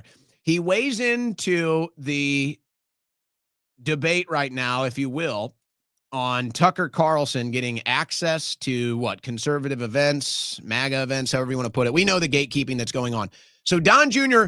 goes long with Jillian Michaels here with Tucker Carlson being gatekept out of conservatism or out of MAGA. Here's what Don Jr. had to say. Now you're starting to see some of the things in the alt-right fringe of the Nick Fuentes and the young Republican group chat that is racist and that is scary and sexist to an alarming degree. All right, guys, look. Okay. Nobody's asking you here to condone or condemn racism, okay? Like, this is all woke talk. All right, you're getting woke splained again. Just the very framing of this is hilarious to me. It's scary. Oh, it's scary. What happened to the right wing? What happened to you guys? Are you listening to yourselves? It's scary. The words are scary. Racism is scary. What? What? This is like, and this is where it gets Twilight Zone. It's like, if you're an original Trump supporter from 2015, 2016, and you say, hey, I don't want any new wars. Hey, I don't want foreign aid. Hey, I want deep state arrest. They look at you and they say, you're fake MAGA. You're not a Trump supporter. And you're like, what? And then you're like, oh, okay, well, I guess, all right, I'm not MAGA anymore. I'm not a Trump supporter anymore. All right, well, news to me. Okay. So, all right, I'm out. So who's replacing me? Oh, okay, this gay woman over here. What does she say? Words are scary. Oh. Okay. With someone like Nick Fuentes. And I'm wondering. And by the way, the whole thing with Nick Fuentes is even funnier. The whole thing about Fuentes is even funnier. And it's like, I'm not saying, like I said, people ask me about Nick all the time. I've had about 10 times I've met Nick, never had any negative experience with him. Seems like a pretty normal guy. Whatever, if you don't like his politics, his commentary, okay, it's either for you or it's not. Doesn't really matter. It's free speech. But it's ironic that in their attempt to destroy Nick, they've only made him bigger than ever. And that's the truth. They've only made Nick bigger than ever. And then there's the monkey see, monkey do. So it's like, so first you have the Streisand effect. Don't listen to Nick Fuentes. Okay, Nick Fuentes is bigger than ever. Don't listen to Candace Owens. Candace Owens is bigger than ever. Okay, so there's the Streisand effect. But then it's the monkey see, monkey do. So what do you think is going to happen now in this new age of internet commentary where maybe leaning into controversy or leaning into things that might be considered like stigma or taboo is going to make you more popular and get people talking about you and generate more hits? It's like, well, what do you think they're going to do? So first it's the Streisand effect, and then it's the monkey see, monkey do. It's like you guys are creating the very thing that you claim that you're trying to destroy. Now, that's just Twilight Zone level insanity, but that's what it is. They are literally creating the very thing they're trying to destroy. And it's got to be one of the craziest. It's got to be one of the craziest things I've ever seen in the commentary media world. I don't know if I've ever seen anything like this. The only thing that you could maybe compare it to would be in the 90s when they tried to cancel Rush Limbaugh and then he became the biggest of all time. That's maybe the only thing that you could ever compare this to in media and commentary. I don't think there's anything else. And now, but it's totally different now because it's the internet age, so anybody can kind of rise and fall any given day, any given week, any given month, any given year. So it's like they're spending all of this time. I swear, I can't even imagine. I mean, Nick has to be laughing. I don't know if he could ever sleep. I'd be laughing laying in bed every night. These people don't stop thinking about him. They literally cannot stop thinking or talking about Nick Fuentes. It is the weirdest thing I've ever seen in my life. I got to tell you, it is the strangest thing I've ever seen. I've never seen an obsession like this. I don't get it. It's like, if you don't like what he's saying, then what are you doing talking about him all the time? It's really weird. My psychoanalysis is that it's not that you don't like him or what he's saying. It's that you're afraid of what he's saying. And you're afraid that other people like him might gain popularity. That's what it says to me. That's what this obsession says to me, that they're afraid of what he's saying and they're afraid that he might make other people say the same things or other people like him get more popular. That's what I see here. Otherwise, these people are obsessed. They are obsessed. I challenge the Mark Levins or all these other people that comment about Nick Fuentes all day long. I want to offer you guys a challenge. Try going 24 hours without thinking about Nick. Just try it. I don't know if you can anymore. Try to go 24 hours without thinking or talking about Nick Fuentes. There's your challenge to these new woke right ideologues here that are just dying to see him get canceled, and they're only making him bigger than ever. So we continue. You're seeing this kind of fracture of the left. I'm seeing people who are more moderate become alarmed, and people on the right are like, yeah, whatever, not a big deal. I'm here to tell you it's a big deal. And I think it's a big deal because all of those people that your dad invited in, Tulsi, Kennedy, myself, inadvertently, right? All of these more, Rogan, all of these more moderate people who fleed the crazy on the left are alarmed if the right doesn't disavow the Nick Fuentes is. And it doesn't mean, I'm not saying cancel Tucker Carlson. This is what we fought against. This is literally what we fought against right here. And now it's like, oh no, we're just going to do this now. I mean, it's hilarious. That is not what I'm saying. I wish Tucker had handled him differently. I have no problem saying that. But I do think it's going to be a problem. And I'm wondering if you see it. Now imagine, and this is why they're just so wrong, folks. Okay. Remove any ill will from this process. All right. Remove any ill will or any bad influence. All right. Just remove that and just look at this neutrally. And you watch these people spazzing out, unlike anything you've ever seen. The right wing is just spazzing out over Carlson, Owens, Fuentes, whoever. They're just spazzing out. They're losing control. You've never seen anything like it. All right. Well, when you hear her talk, this is why they're spazzing out. This is why they're losing their minds. They don't get it. They really don't understand that the thing that they're fighting for and the thing that they're standing for is not popular. They cannot comprehend it. They're mystified. They're mystified why Candace Owens is popular. They're mystified why Tucker Carlson is popular. They're stunned that Nick Fuentes has such a big audience. They cannot comprehend it because they don't get it. What they're talking about is popular. It's not about racism. It's not about the shock jock value. It's none of that. It's literally that they are in tune with what the average American is thinking and talking about. That's the fact. Whether you like it or not doesn't matter. That is the fact. But they're so mystified because they're stuck in their ways. They're stuck in their mindset that they don't understand that the rest of the country has moved on. The rest of the country has moved on philosophically. They've moved on intellectually. They've moved on politically. You guys are stuck in like 8 years ago. You guys are stuck in like politics from 2016. We're so far beyond you. So they're sitting here scratching their heads. They're like, oh, it's still 2016, isn't it? No, it's 2025, actually. It's about to be 2026. So they're just stunned. They're shocked. They can't make sense of it because they don't live in reality, and they're not trying to live in reality. They're stuck 10 years in the past politically, and they can't understand why the things they talk about don't resonate. And the people they're trying to cancel are more popular than ever because they're lost in a world that doesn't exist. They're stunned. Look at the shot. Look at the look on Jillian's face. She's stunned. How can this be? How can Nick Fuentes be more popular and have more influence than me? I don't believe it. Well, join us in the year 2025. Maybe you'll understand. But as long as you're stuck in 2016 politics and now trying to woke right cancel and woke-splain people, then you'll never understand it. As a problem for the right in the midterms and in 2028. Because that. Now imagine thinking that. Again, you want to see how out of touch these people are? Imagine thinking Nick Fuentes or Tucker Carlson or Candace Owens is a bigger risk in the midterms than the current foreign policy.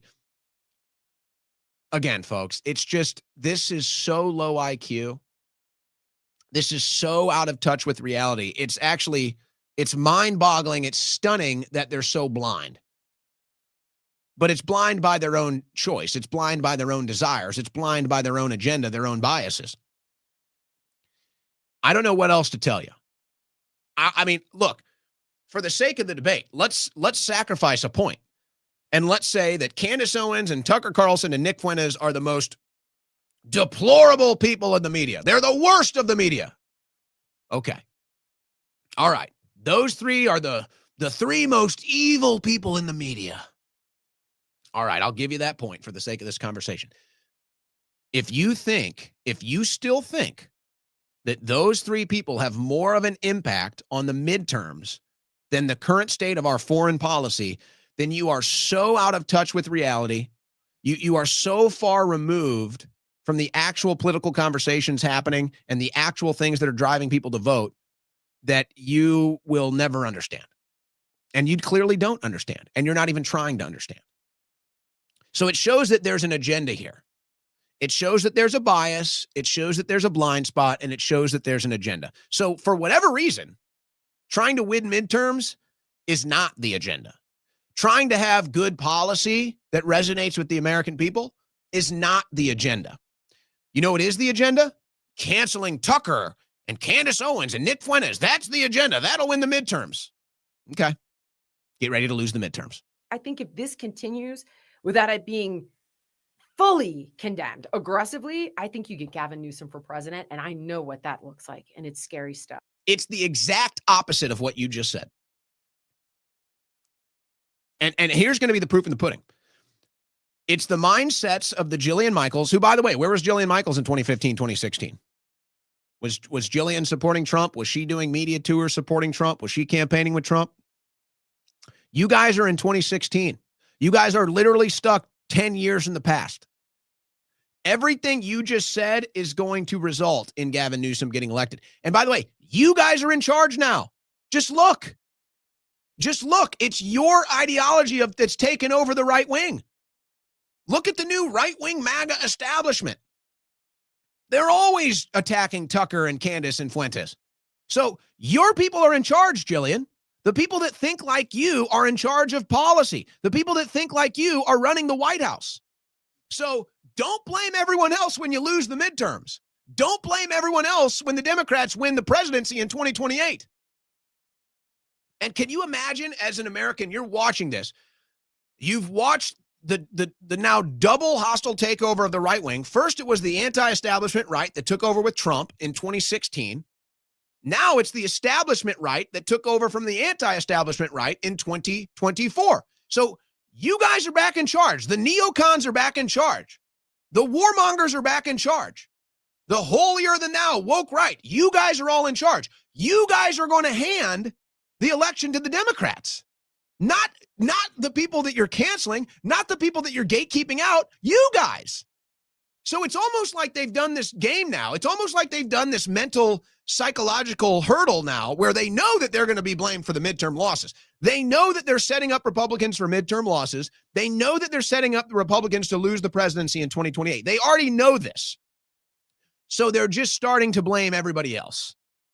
They know it's the disaster of the foreign policy. They know it's the disaster of all the different priorities of this administration out of whack.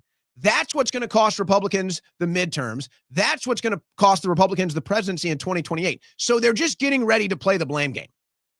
They're just getting ready to blame everything on the people that they don't like. They're getting ready to blame everything on the people that they've tried to cancel and they've tried to gatekeep and successfully, for the most part, have gatekept out of Republican Party politics. So that's what I'm saying. It's like, how are you going to blame us for what you did? Explain that one to me. How is this new Republican establishment going to point the finger at the people that they have gatekept out?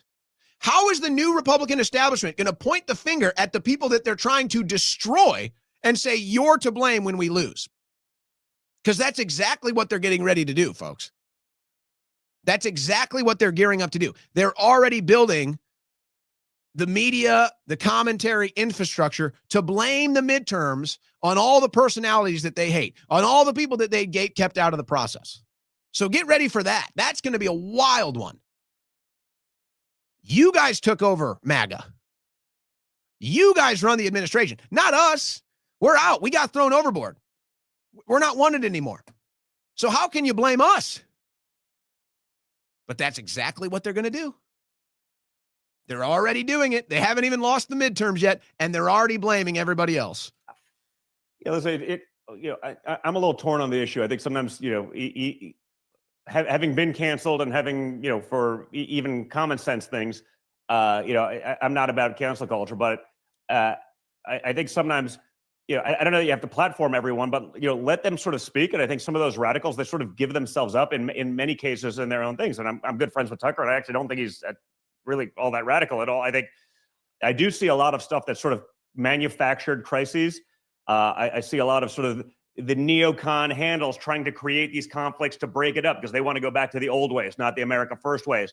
I do think that sort of social media and the way those things have been manipulated, and some of these, the stuff you're seeing even this week with, this account that's, America First is, driven out of, some country in the middle of nowhere. It's like they're actually trying to sow discord and create, a fight that probably really doesn't exist with the vast majority of people.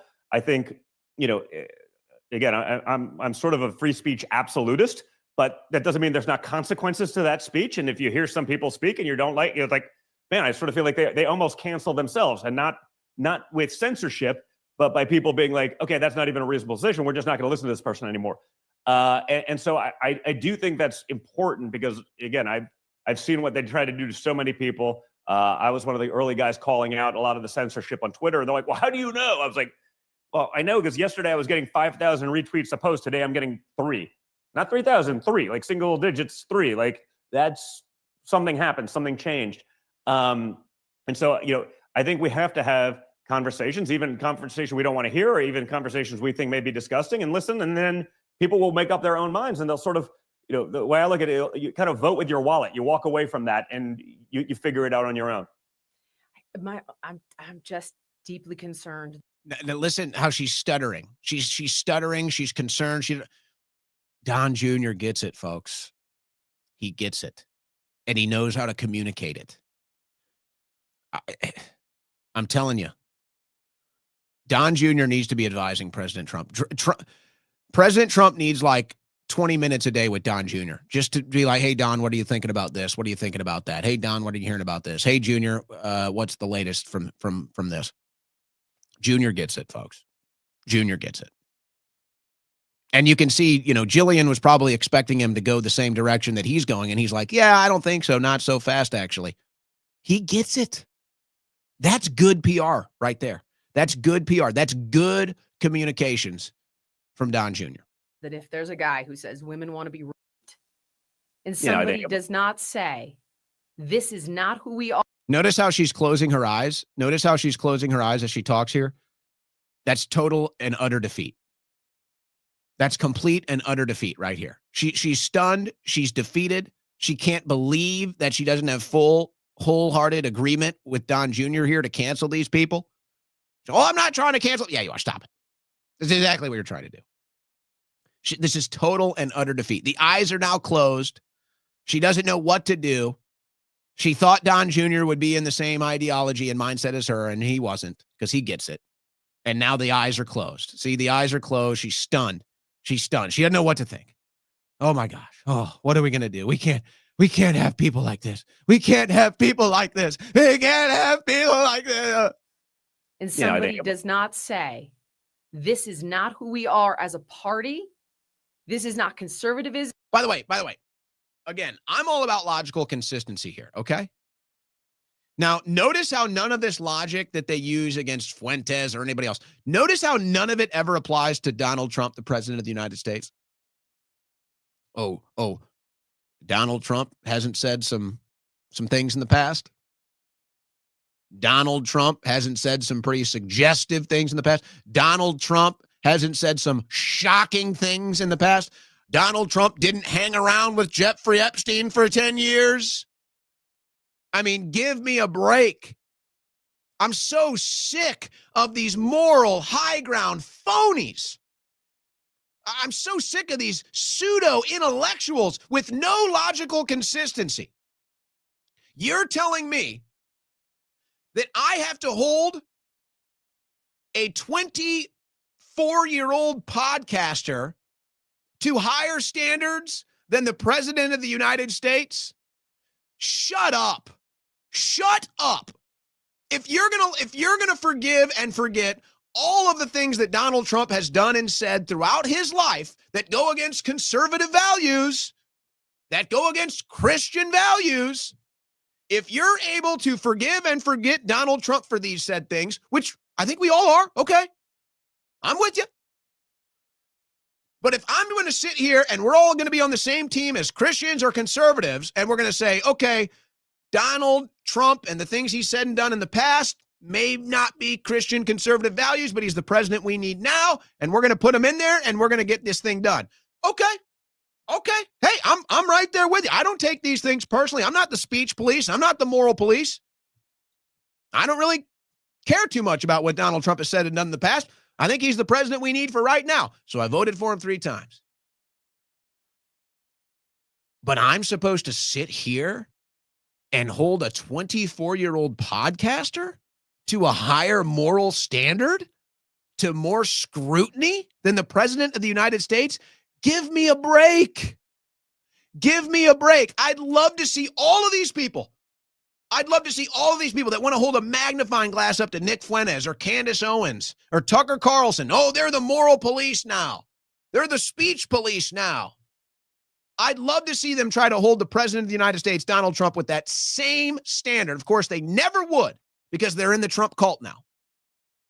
Whether it's access, whether it's fanfare, whether it's just the momentum of joining the winning team, whatever it is, they would never hold Donald Trump to the same standard. Not even once. They would never even think about it. And then they're going to sell this to me. They're going to sell this to me as an observing American. And they're going to sell this to me that I'm supposed to sit here and obsess over a 24-year-old podcaster. And I need to really make sure I'm looking through the moral magnifying glass at him. But President Donald Trump said plenty of controversial things, done plenty of controversial things. We don't hold him to that same standard. It makes no sense. It can't be applied universally, that logic, can it? No, it can't. So if logic can't be applied universally, it's not logic, is it? It's propaganda. Bingo! We find him repulsive. Ooh. I'm telling you. It's But I also think sometimes even acknowledging what you do, if you're going to acknowledge every person that says something ridiculous, all of a sudden you're just making them bigger in a way. Sometimes you just got to let the idiocy just go out there in the ether and you can't respond to everything, right? Because it just becomes like clickbait troll-worthy stuff and everyone starts doing it and everyone then starts taking the own bait. And, and that's sort of what I was alluding to earlier with like some of the stuff, going on right now. It's like everyone's just trying to like out radicalize themselves for clicks and this, and it's a bit nuts. And I don't think we do that as well at the left. The left sort of has their talking points and they generally speaking stick to them, even if I disagree with them vehemently. We're a little different in that we are a lot more open. We do have a lot more different, viewpoints.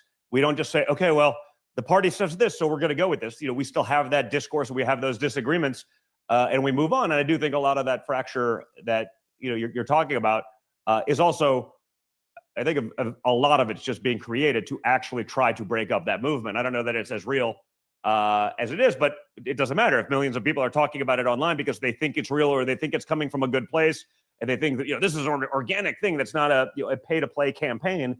That is a little scary, and I think people have to wake up to some of that. So Don Jr. absolutely gets it. Don Jr. absolutely 100% gets it. And I guess the only thing there at the end that I wouldn't even say that I necessarily disagree with, I just think he was kind of just responding to the question that she was asking, or the frustration that she was expressing there. It's just like, hey, people say crazy things all day long and you never talk about them. And maybe the reason why you guys are focused on this is because it's this intentional creation of a divide inside of MAGA to destroy the movement. I disagree. Again, I don't know if it's fair to say I disagree because I don't know if he was really compounding what he was saying. I don't think it's about dividing the MAGA movement. I don't see that as the case. I don't know if anybody really cares to divide the MAGA movement. I think that there's been a lot of talk and conspiracy theory about dividing MAGA or destroying MAGA. I don't think it's there, folks. I got to be honest. I don't think it's there. I don't think it's ever been there, quite frankly. I think it might, if it was ever there, it was in 2016 by Hillary Clinton and Obama to try to stop Trump from getting elected. But they failed. I don't think there's any attempt to divide MAGA. And as Rush Limbaugh said so poignantly at the time, the only person that can divide and destroy MAGA is Donald Trump. And he was right. And the proof is in the pudding now. So the only thing I would say is it's not that this woke right foreign policy hack, warmonger, neocon takeover of MAGA is about dividing and destroying MAGA. It's about taking over the movement. It's about taking over the movement, and it's about repurposing it for the same dastardly policies that we tried to beat and defeat in 2016 with President Donald Trump. That's what it is. And that's exactly what's happened, by the way. That's exactly what's happened. And this is why I think Don Jr. needs to replace Susie Wiles, quite frankly. Now, so the one person that did get access to Trump to try and maybe get him to understand a lot of things that are happening is Mark Mitchell. So he went to the White House and he talked to Trump about some of his poll numbers and some of the foreign policy polling and all this other stuff. And he said it was a good meeting. So he reports this morning. He says, I go to the White House, and in the 2 weeks following, we get the first 5 offers to buy or invest in Rasmussen that I've ever seen. Feels weird. Now, he goes down here and he shares the evidence of his claim. Folks, you want to know? You want to know what's happened? This is not a coincidence, ladies and gentlemen. You want to know how corrupt politics are? You want to know how corrupt Washington, D.C. is? You want to know how intense the fight to control the narrative in Washington, D.C. is? Why do you think Mark Mitchell, after visiting the White House, immediately gets 5 offers to buy or invest in Rasmussen that he's never seen before? Why do you think that is? Because Mark Mitchell is one of the last, maybe the last honest pollster out there. And his polls are the most accurate out there. And he's an honest person. Now he's got access to the White House. So you have to understand, the parties that be don't want that. They don't want an honest man inside of the White House talking to President Trump. They don't want an honest pollster trying to give the president the actual numbers and where things are trending. They don't want that. They want narrative control. And Mark Mitchell and Rasmussen reports are destroying their narrative. So what do after Mitchell meets with President Trump? They try to buy him out. They try to buy him out because he's disrupting their narrative. See how it works? See how it works? Yeah. All right. I got a bunch of foreign policy stuff, but I went long in the first 2 hours. I got a guest coming up here, controversial guest, to say the least. I think has just been banned from YouTube, but I'll get more answers on that here in a moment. Afghan national from Operation Allies arrested, charged for threatening to bomb Texas City. So this is another now. The Afghan national that came in, Operation Allies Welcome, was the one that shot the National Guardsmen, killing one of them. And now you got another one here in Texas that has been arrested for threatening some pretty severe threats, to say the least. Not very good. So there's all kinds of information here. All right. This is probably not going to go away. I would expect there to be more stories as far as these Afghan nationals and these Operation Allies Welcome not assimilating so well, if we want to phrase it such. They're not assimilating so well. Now, I see everybody talking about this. You know, I wish I was better. Or maybe I wish I was bigger. I don't know. It's just, this is just so frustrating to me, folks. This is so frustrating to me. because I guess if I have pet peeves, there's two pet peeves that I have. I don't like wasted potential. Wasted potential is one of my biggest pet peeves, whether it's myself or my friends, whatever the case is, or our country.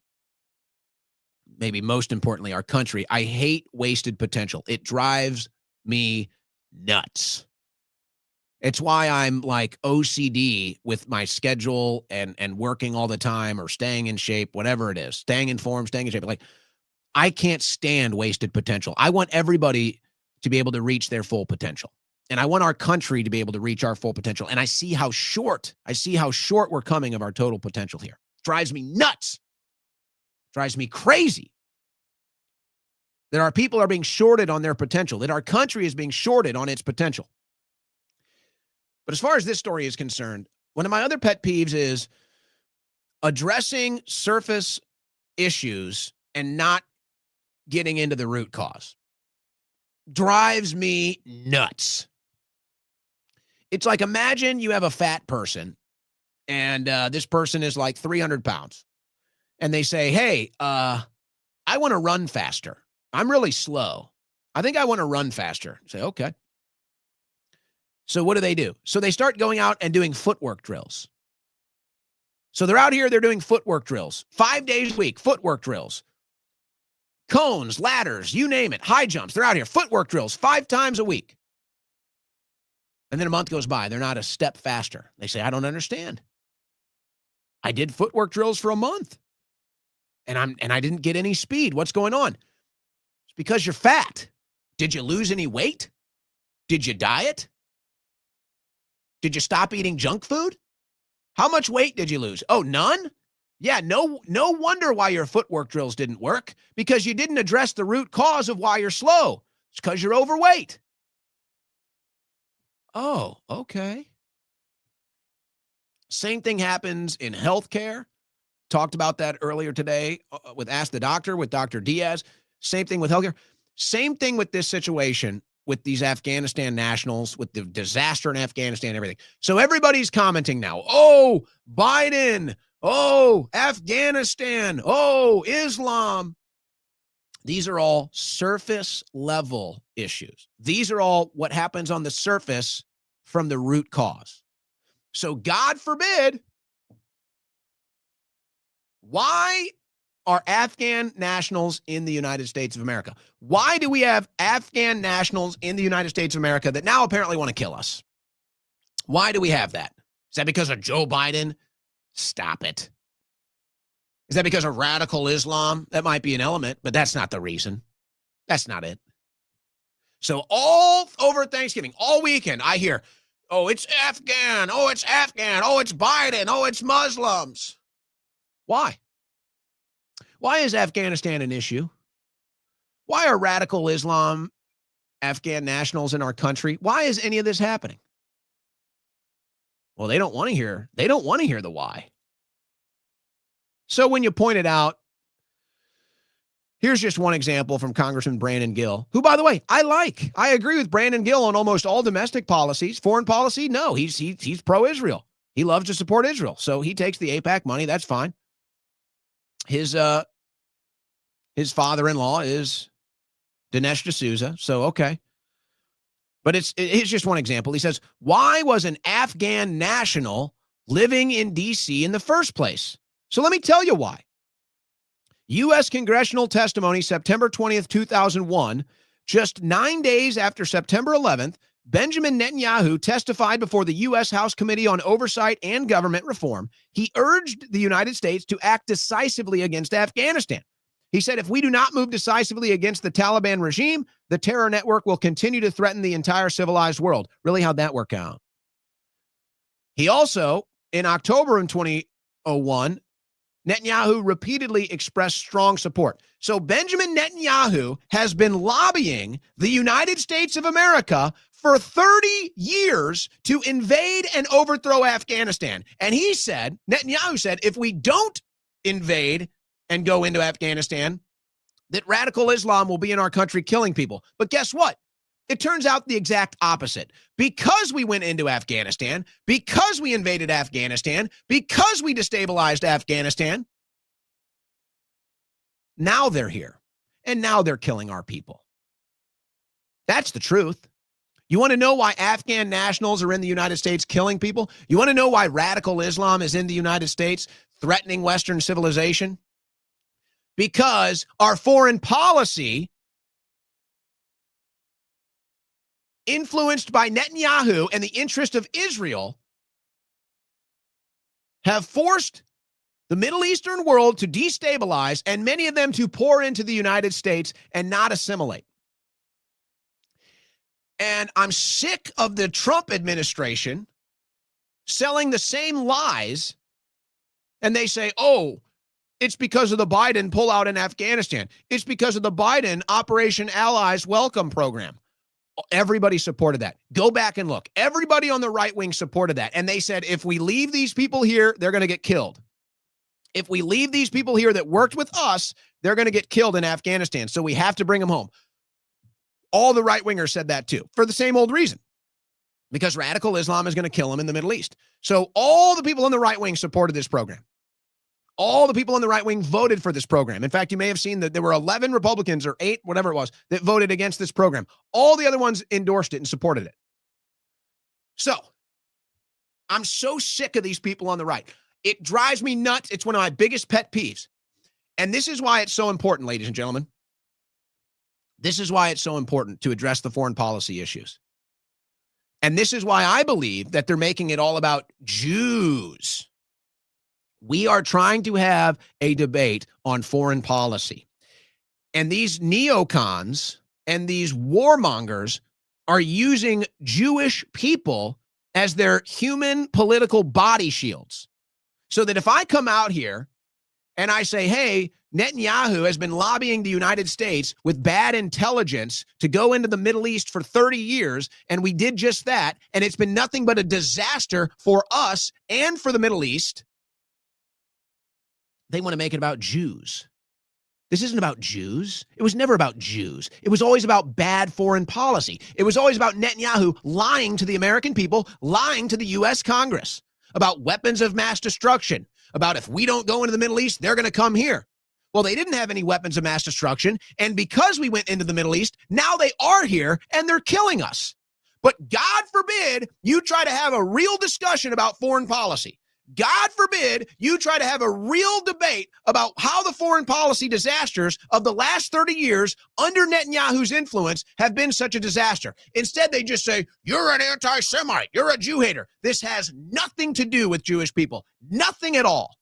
This has to do with foreign policy. This has to do with foreign interests and foreign money injected into our Congress like AIPAC that controls our foreign policy, and bad intelligence from people like Netanyahu that influence our foreign policy. That's what this is about.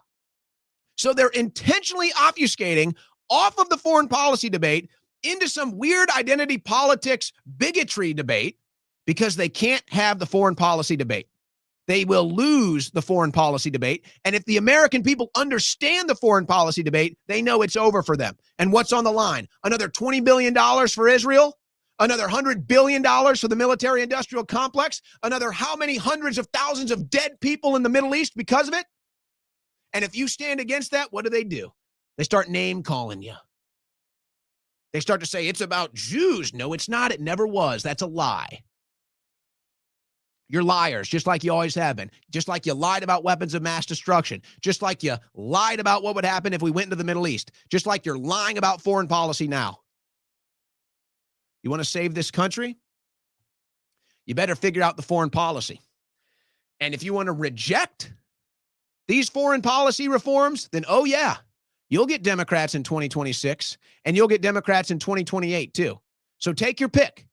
Do you want to continue with a disastrous foreign policy that is destructive of America's interests? Or do you want to correct the foreign policy disasters and actually fix this country and prioritize this country before you hand it over to the radical Democrats, and then God knows what happens? You're listening to the Owen Report on the Win Network.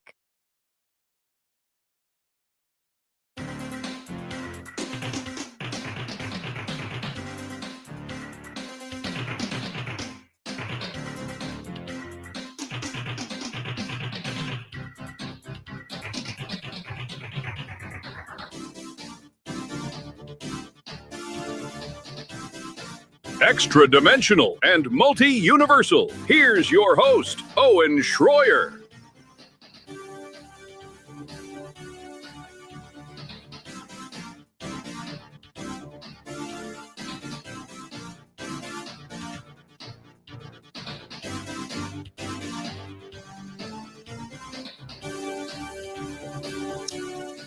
All right, we're about to be joined by Lily Gaddis, and I think she's going to give us a little update here. I'm not sure the exact status of her YouTube account. I think they may have banned her. She might be a little too racist for their taste over there, but she can correct it. Before we go to Lily, though, I got to let you know about our friends at Patriot-Protect/Owen. If you want to take advantage of the discounts they have to offer, go to Patriot-Protect.com/Owen. And let me tell you about why I have partnered with Patriot Protect. Now, this is something that's actually near and dear to my heart, and it's not for good reason. It's actually very frustrating when you have to go through this. What is this exactly? Well, it's being doxxed online, except it's not being doxxed in the traditional sense where you're thinking, oh, somebody is publishing my stuff on the internet so that they can try to do harm to me or my family. No, we're talking about pros that can get access to your private information and your family's information and then do, well, just despicable things with it, folks. Now, this happened to me. And I didn't know, I wasn't even aware what was happening. But yes, I was doxxed. I had the false SWAT attacks on my house, a bunch of other pranks going down in my house. And I said, how is this happening? Well, it turns out somebody sold my private information online and anybody could get it. Now, we did a little research and we found out, where it was coming from. But the point is, I never agreed to it, just like you never agreed to it. So what are you going to do? Well, you have to address it. You have to go to patriot-protect.com/Owen. So here's what happens. People leak your address, your phone number, your workplace, your family members. They just put it out on the web. They can sell it. Scammers, hackers, anybody that wants to target you or anybody that's just looking for this information to send you something. So Patriot Protect fixes the problem. It will scrub your online private information. It will do repeat searches and inquiries. And every time that private information pops up that you want to protect, it will identify it and remove it from the internet. And you're thinking, how can this be? How can my private information be out there? Well, you might be shocked, folks. In fact, I would say look into it for yourself, but it might be quite stunning how easy it is to find your private information. But you'll see it, and that's when you're going to go to patriot-protect.com/Owen. By the way, Cyber Monday deal, folks. Take advantage of this. Lock in your protection for 50% off. Patriot Protect is running a limited time sale through Cyber Monday. Go to patriot-protect.com. Use promo code BF50 for 50% off your protection plan. Folks, listen to me. They automatically remove any personal information of yours that is on these websites. 24/7 protection. You got to have it in the digital age. Trust me, from somebody that's gone through it when I didn't have it. Can't be more grateful to have it now. Take advantage of 50% off, folks. This is as good as a deal as you're going to get. This is going to be a necessity in 10 years, quite frankly. People haven't really caught up yet. This is going to be a necessity in 10 years. Everybody is going to want to have Patriot Protect because they're going to want to protect their private information, their family. So take advantage. 50% off, folks. 50% off Cyber Monday deal right now. Coupon code BF50. Coupon code BF50. 50% off your protection plan right now. Can't beat it. Cannot beat it. Patriot-protect.com/Owen. Okay, here we are, third hour. I don't even know everything that's going on here. I saw one video of yours, Lily, and you were talking about, I guess they nuked you from YouTube, or just give me the update here. What's going on? You're too incompatible with the standards at YouTube, or what? Yeah, they didn't ban me. I got demonetized, but it was really weird. So I got I'd never had any warnings or any of that. I got 3 strikes in one day, and then they demonetized me.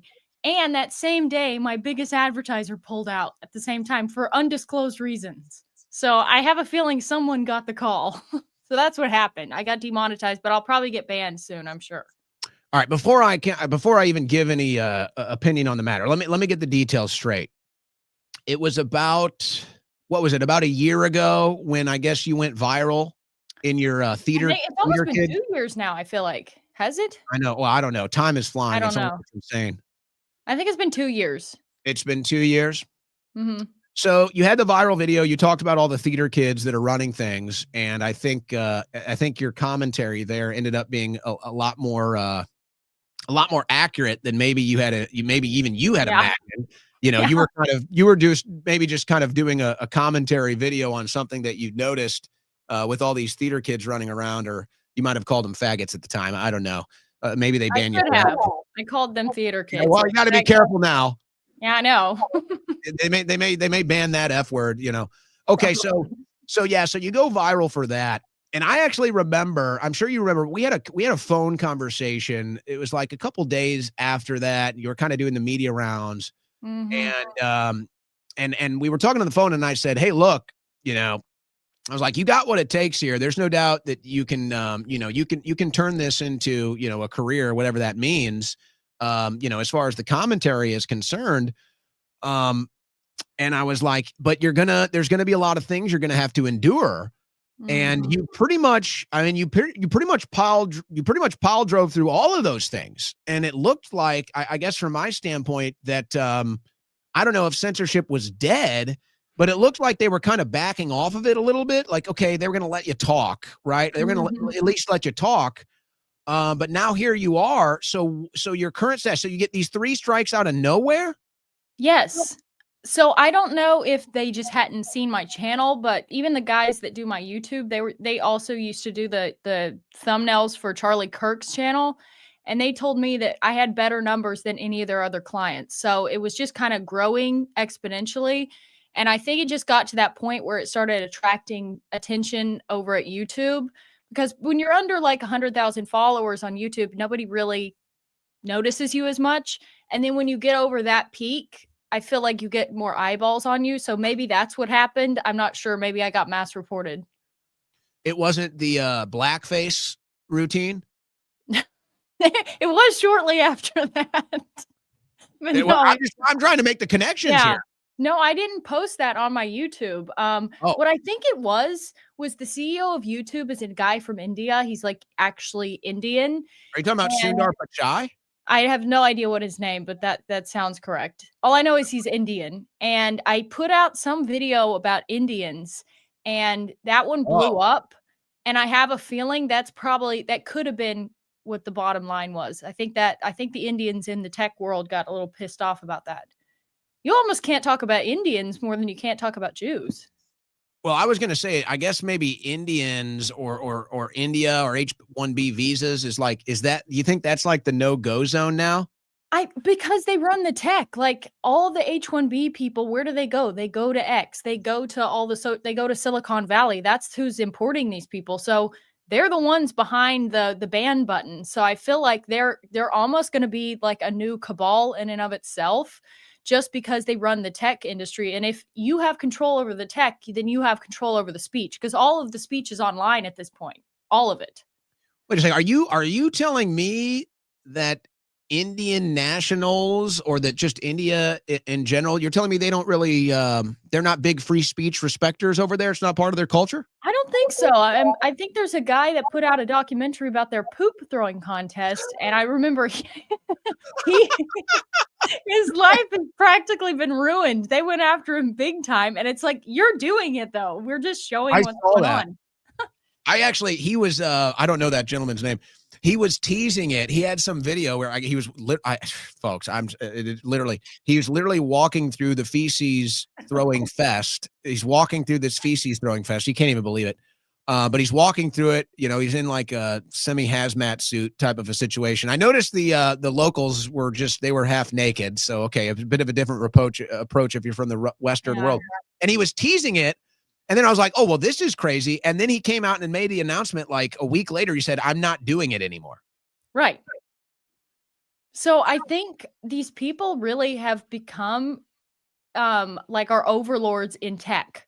So if you lose your free speech, you can blame either the Jews or the Jeets. Like, they're truly, the 2 J's are now in control of our free speech right now. It's true. Oh my gosh. I'm going to have to ban this. I'm going to have to censor this interview. Where are I'm you gonna- streaming this on? That's classified. That's classified. Okay.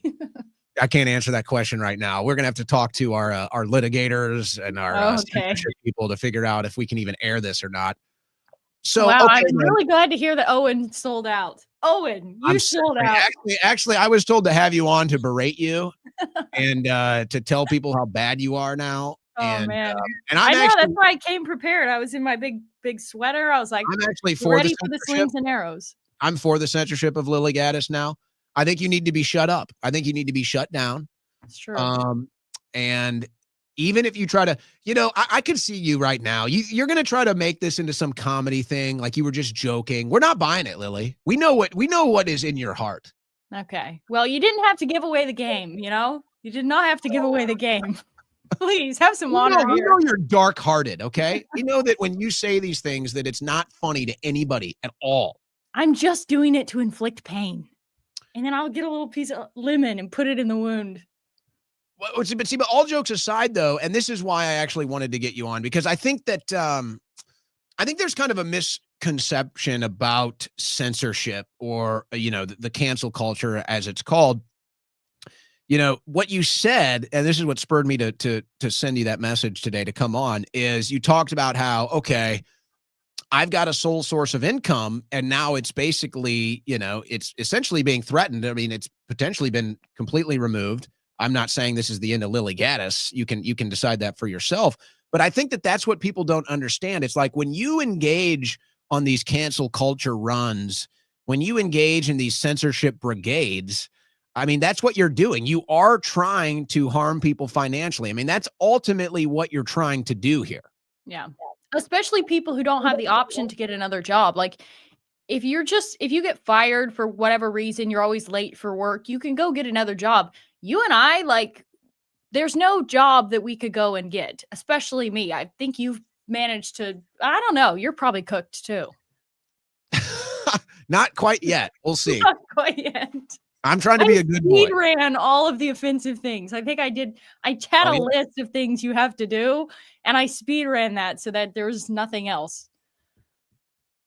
So what do you do? I mean, I don't know. You don't have to give away, all the private information here, but I just think it's kind of lost in translation when we talk about censorship and cancel culture. I think it's lost in translation that, you're basically, especially, I mean, in this economy, but seriously, it's like you're telling these people they're not allowed to make a living. That's really what you're telling them, is because you don't like what they're saying or you don't like their genre of content, that you're not allowed. Lily Gaddis, you are not allowed to make a living. That's what they're saying to you. Yeah. Well, there's a pipeline of cancellation. They're going to smear your name.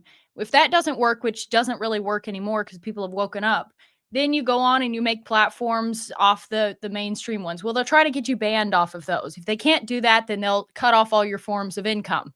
After that, then what's next? Lawfare, like everybody's getting sued.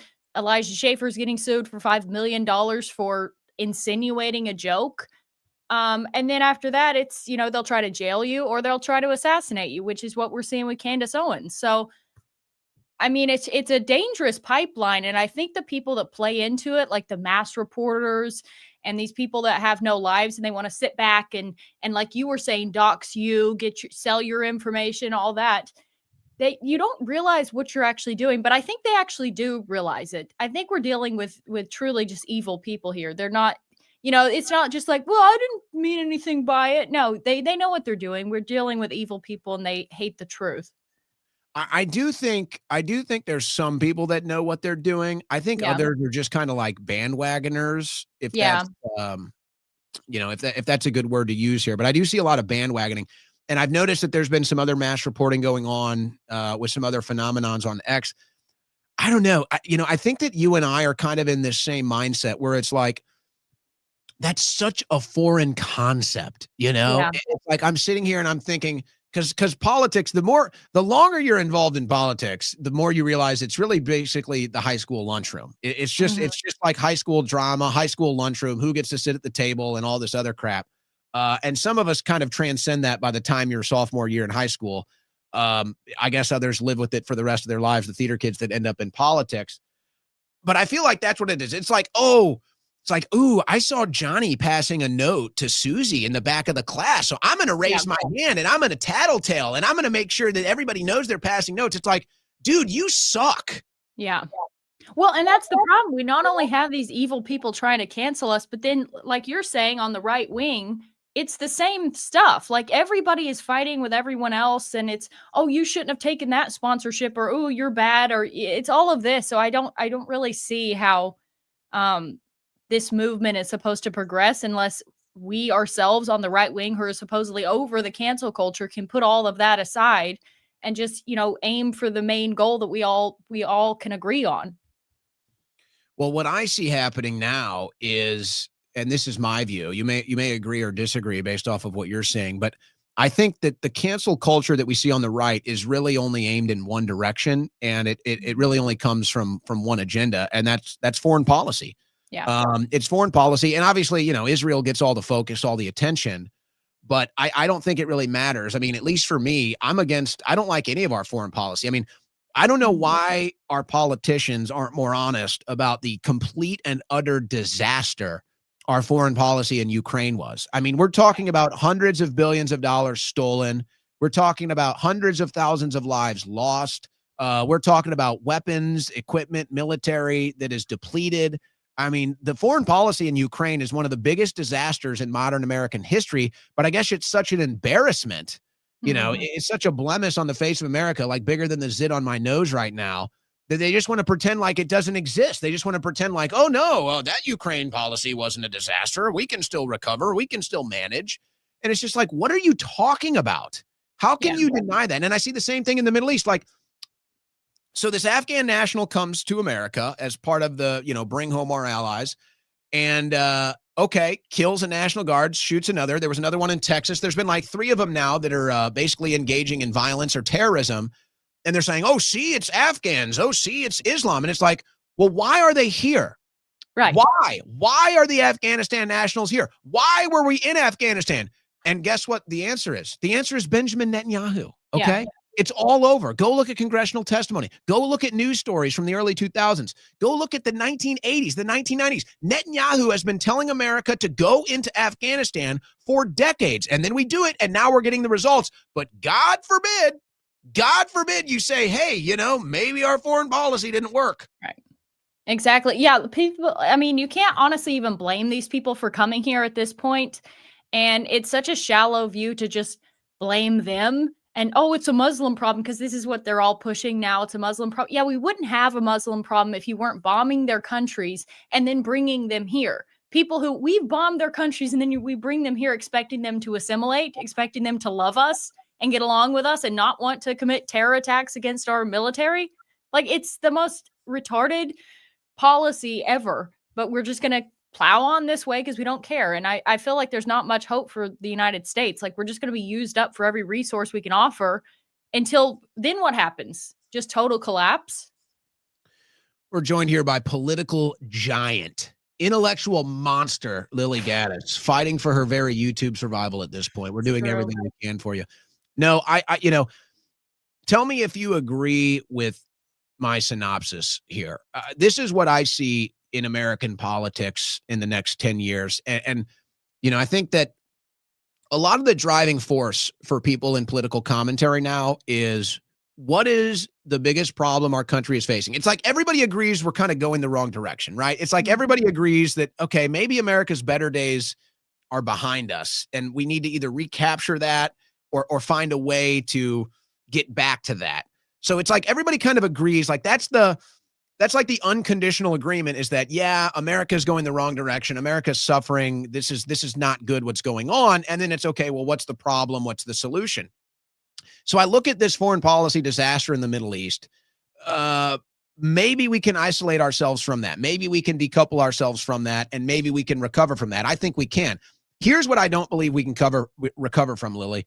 What I see happening, what I think is now the biggest threat to our country. All right, we close the border and maybe we can deal with that, get the deportations, get the illegal numbers down. All right, we can address that. Maybe we can fix that. What I see happening now is that America is becoming the Middle East politically, and we are going to quickly become the Middle East as far as our civilization is concerned as well. So now you've got the whole ancient holy war of Jews versus Muslims, and now it's totally encompassing the West. It's totally encompassing the United States of America. It's in all our foreign policy discussions. It's in all of our local politic discussions. You can't avoid this thing. And now what are we seeing? We're seeing radical Islam attacking people, killing people on the streets. I don't think that's going away. We see Israel spending more money than they ever have to try to continue this foreign policy that is only beneficial to them in the Middle East. And so I'm just sitting here as an American Christian saying, guys, everything that's gone wrong in the Middle East is going to go wrong here within the next 5 years if we don't totally decouple. We have to recognize that the entire Middle East is a cancer politically. These people have never lived in peace their entire lives. They raise their children in many of the households to grow up hating the other side. If we let the Middle East dominate our politics, it will eventually dominate our streets. Terror attacks will be regular. Radical Islamic terror will be regular. And eventually we're just going to live in the Middle East, Lily. Yeah. Well, it's what's happening in Canada. They're not having as much of the Muslim issue, but they have all these Indians from India coming over. And now you have the Sikhs and the other sect of Indians fighting amongst themselves. So it's like Indian nationals fighting for India's interest on Canada's soil. And it's dangerous over there. They have terrorist attacks. We're going to have the same thing over here, but with Muslims. I mean, I think the last time I Googled it, now this is probably wrong. Muslims are like 1.5% of the population. I'm not sure if that's correct. I'm sure it's not. But they're not that big of a population, but they sure make up for it. They have tons of kids. They're extremely radicalized. They have high levels of inbreeding over there. I think, what is it, Somalia or if Afghanistan, one of the countries in the Middle East has like the highest levels of inbreeding in the entire world. That's going to bring a whole myriad of other problems with it. Aggressiveness, violence, terrorist attacks, mental illness. I mean, they don't assimilate in the West. They should not be here. They should not be in America, and they certainly shouldn't be getting political positions of power. And if I guess I could remove the politics and try to find the humanity in it. All right, let's remove the politics. Let's find the humanity. I think one thing, at least to me, that's been revealed recently, and maybe it's been like exponentially getting worse since Charlie Kirk was assassinated. And I'm not trying to go down that avenue with you here, but what I see is that it's hate. It's like there's this ingrained hatred that these two groups from the Middle East have for one another, and they don't leave it at our door. They don't leave it when they come here. They bring it here with them. And so there's this ingrained hatred for Jews. There's this ingrained hatred for Muslims. And I'm just saying, hey, if you guys want to come to the greatest country on earth for now, if you want to come to the greatest country on earth, the United States of America, you have to leave that in the Middle East. You have to leave that in the Middle East. You have to leave your loyalties in the Middle East. You have to leave your hatred in the Middle East. But they didn't, Lily. They brought their loyalties here. They brought their hatred here. And now we're just sitting in the stew of it. We're just sitting here, in the stew of it. Nobody in America was raised to hate. And the generations of America that were raised to hate, and maybe when we were fighting the Civil War, let's say, that's long gone. That's considered the worst part of our country's history. Now we're ingrained into not hating somebody. It's like over-taught to not hate somebody based off of their upbringing or their skin color or whatever. And now we just bring all of this in from the Middle East where it's literally taught in their homes. And it's like, hey, that's not what we do here. We don't hate people because of who they are or their religion or the color of their skin. But like I said, it's like we're just now becoming the Middle East. The United States is now becoming the Middle East. And I'll let you respond after I say this. What I see happening is that these two groups from the Middle East that have been at war as long as you and I have been alive, everything is war to them now. Literally everything. Their entire existence is war and defeating the other side. I'm not even here to say who's good or who's bad. Forget about that. They're just here to defeat the other side. And so now it's like, okay, how can I use the United States to defeat my enemy? How can I move into the U.S. to defeat the enemy? Sure, if the U.S. dies in the process, I don't care, as long as my enemy is defeated.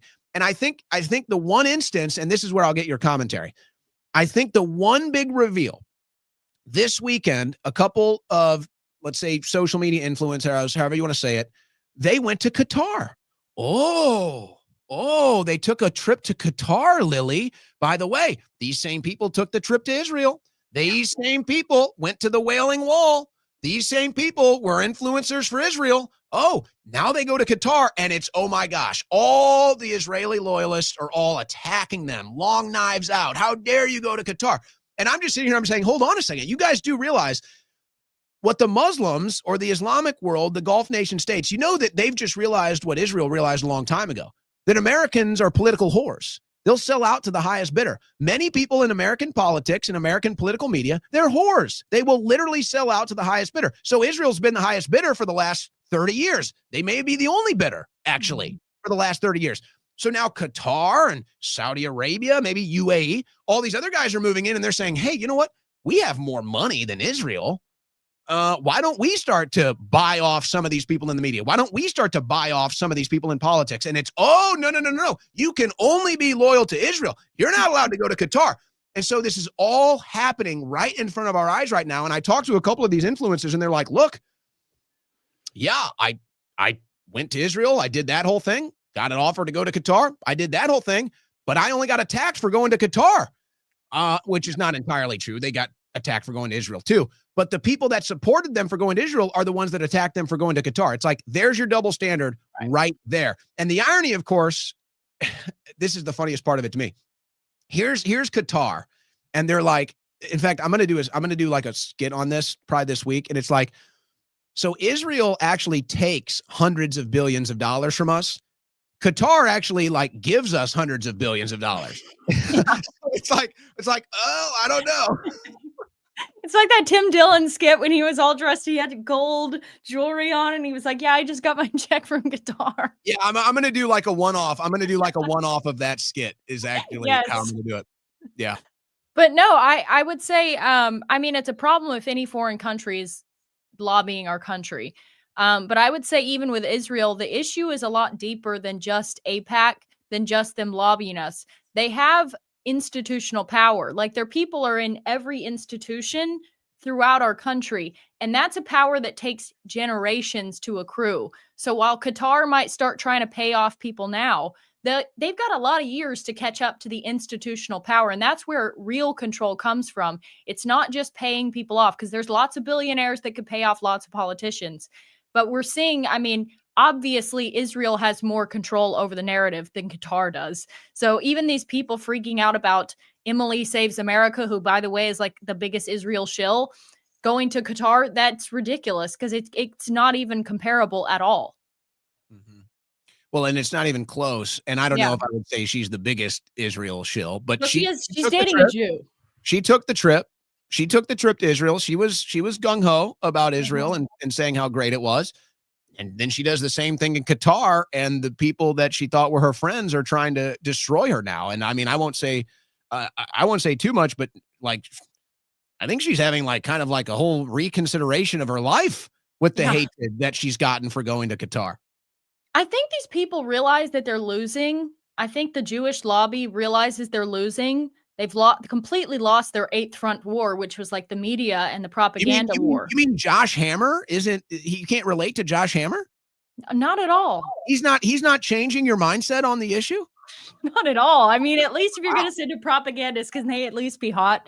Like, Josh Hammer is the worst propagandist ever. You know what their problem is?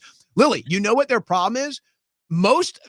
I could be wrong, but it seems to me like most of the Israeli Jews that are good looking actually don't like Netanyahu. I think the only one I've seen is Gal Gadot, and it seems like she was just propped up into the industry to be a pro Netanyahu. She's a horrible actress. Like, did you see her in, like, it's terrible. I've not seen any movie where she's any good at all.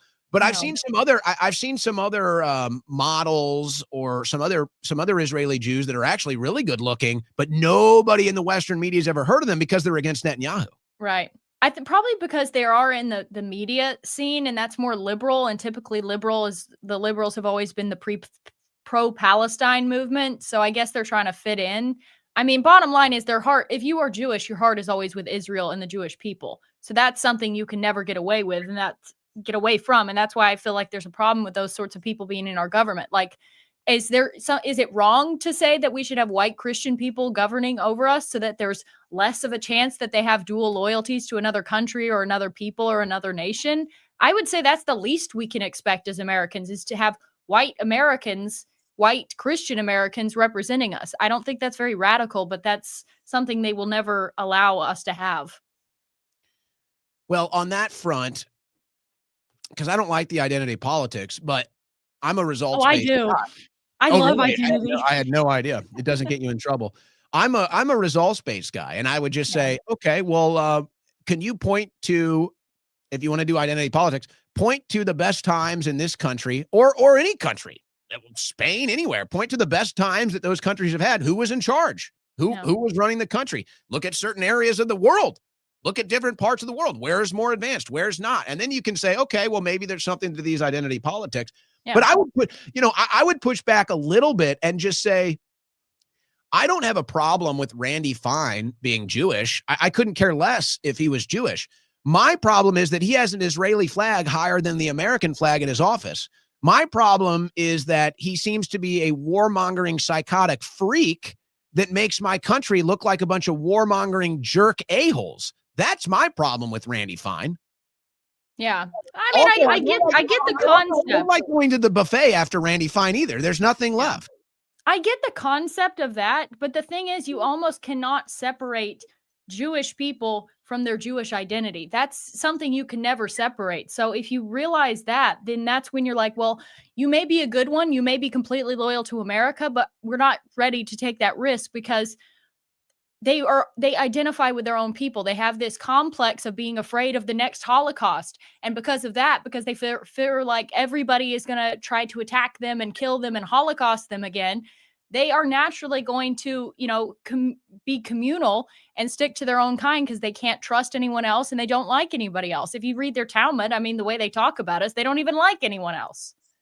So that's where I have a hard time separating Jewish people from the Israel lobby. See, that's a PR problem.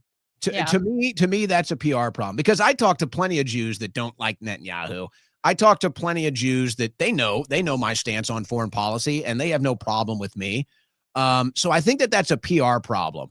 And if they had somebody, and they would never, but if they had somebody like Dave Smith instead of Josh Hammer or a Ben Shapiro, then they would probably be doing a lot better PR wise. Because I do think that's the interpretation. I think that what you just communicated is the average interpretation of where the Israeli lobby is at right now, or where American Jews for the Israeli lobby is at right now. But the truth is, at least from my experience, I don't know. I couldn't put a number on it. I would just say I talk to plenty of American Jews. They have no problem with my foreign policy issues. They don't sound like Randy Fine. They might have certain loyalties to Israel, but it doesn't overwhelm it doesn't encompass their entire personality. That's my experience. Right. Well, I see Israel and Netanyahu as separate from Jewish people and their community as Jews. Well, that's how it should be. Yeah, their loyalty is with the Jewish people. Now, they can disagree with politicians and they have fierce disagreements amongst themselves. You have the radical right wing, which is Netanyahu, and then you have the more left wing, the more liberal Jews who are pro-open borders and all of this. But at the end of the day, whether they support Israel and Netanyahu or not, they support the interest of the Jewish people. And if you have a politician who supports the interest of the Jewish people, their policies are not reflecting an America First agenda. Their policies are not going to be for what's best for American citizens, but what's best for me as a Jewish person and my Jewish community. That's my point. Like, I would say that's just politics. That's the same way as white people voting for leftists and Republicans. That doesn't really mean much. Their identity is with the Jewish people. And that's where I feel like there's a dual loyalty. It's not even about really Israel or Netanyahu necessarily. And I think too, though, I think they use it as a cudgel. This is what's so frustrating for me. And I'm never going to tell, the people that, let's say the vehement anti-Semites in the media. It's like, I'm never going to, whatever. Okay, they exist, but it's like, I don't see that as a problem. I guess some people can see it as a problem, but it's the same reason why I don't see anti-white bigots. Like, there's plenty of anti-white bigots in the media. I don't spend a second of my day thinking about them. I don't spend a second of my day responding to I don't care. It doesn't affect my bottom line. what I see happening is that the Israeli lobby uses individuals. They use individual Jews and they say, oh, you're an anti-Semite, you're attacking a Jewish person. And I'm saying, no, I don't want to give Israel another $20 billion. I say, no, I don't like President Trump. By the way, he just had another conversation with Netanyahu on the phone last night. I don't like President Trump. Move in already. I know he already does his laundry here. Well, I'm just saying, I want to be able to have a foreign policy discussion. I want to be able to talk about a strategic decoupling from the Middle East without somebody stepping in and saying, you're an anti-Semite, you're a Jew hater. No, I'm not. Shut up. You're losing the debate. And so you use a Jewish individual like a political body shield so that I can't have a real geopolitical discussion or a real debate about foreign policy. Well, yeah, that's how they shut down like politicians. I mean, the Jewish question, that's, I would say, more for like the people to talk about. But if you're a politician and you're trying to be politically correct about it, you're trying to talk about the foreign policy. And they absolutely use Jews. They say, oh, you want a second Holocaust because you don't want to send billions more dollars to Israel? They absolutely use that as a way of shutting people down. And you see that they use that with everybody. Marjorie Taylor Greene. Practically anyone that goes against them, you're an anti-Semite. Yeah. And they always leave out the 80 million white Christian men that died in World War II. Somehow that number always gets forgotten. Not that that matters, because I'm sick of hearing about World War II. Or the millions of Germans who were butchered and murdered. That was a Holocaust that I think actually happened. I would like to be able to live in the year 2026 as we're approaching it. I'd like to be able to live in the year 2026 without having to sit here in the post-Cold War, post-World War II geopolitical ideology. I think that would be great for the entire planet, actually. Mm-hmm. Yeah, we never got over that. We just, they say we won the war. We totally won the war. And yet we're living in a country that seems to resemble a country that lost the war. So, I always wished I was bilingual. German would have been a cool one to speak. Da. That's about all I got from German right there. Start making some guttural sounds. People I'll start. The German language does kind of suck. I'm not going to lie. I love Germans. Hail Germans, but I'm not a fan of your language. Hail Germans. Great. Thank you for that. You didn't say it. I said it. I'll just start singing some Rammstein. That's about my German. That's about my German knowledge. I can belt out about every Rammstein song. All right. So you're on the verge. People are trying to cancel you. You're not going anywhere, though. Where can people follow you, support you? Yeah. So I started a new YouTube channel. I had an old one that I just kind of like revamped. So if I get banned, they'll probably nuke that one as well. But it's Club Gaddis, and we basically just talk about more cultural things, and more kind of focusing on the culture and focusing on unity amongst white people and trying to better our race, because there's not really anyone doing that. Yes, I'm a supremacist. Or an advocate, I should say. Spike it. Cut it. You're gonna get some fallout for supporting me. You platformed. No, I gotta balance the plan. I gotta bring on like a black supremacist. I gotta bring on a Jewish supremacist. I gotta bring on bring on one of those black Hebrew nationalists, or what are they called? The black Hebrew Israelites. Yeah, the we was Jews and shit. Those people. That's a great time. They're the ones that'll make you clean their shoes, right? Yes. That's those and guys. Wear chains. Yeah. Clean my shoes, goy. Exactly. I'm like, of all the cultures to emulate, why that? That's like trying to emulate Indian culture. Well, I think this is what Kyrie Irving got in trouble for. I think that they claim they're the real Israelites. Isn't that the whole claim? That's the whole point. They don't really articulate it very well, though.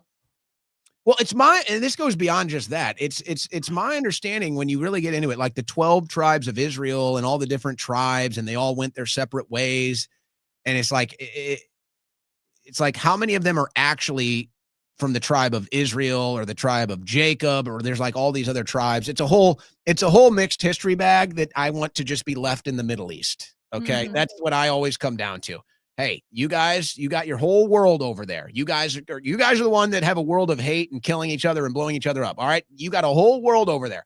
If you want to come to my world of peace and prosperity and freedom, we'll welcome you here. Maybe we're starting to reconsider. We'll welcome you here, but you got to leave the hate. You got to leave the hate. You got to leave the loyalties.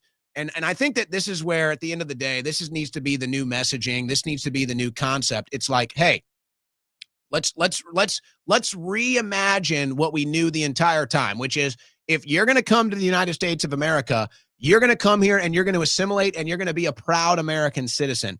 And anything short of that, I'm sorry, you're not in. Yeah, well, I mean, I view immigration as I would if I was buying a dog. So if I was looking to buy a pit bull, the statistics of pit bulls eating toddlers is like through the roof. They're the worst dogs to have if you have a toddler. So lots of parents with toddlers decide, I'm going to bring this pit bull in. I'm going to ignore all the statistics because this could be one of the good ones.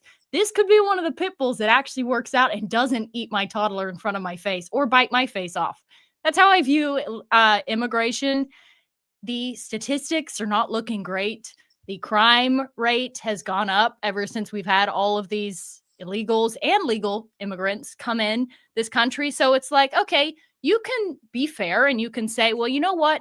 I'm going to give them the benefit of the doubt. I'm going to say that at least most of them want to come here and truly want to be Americans.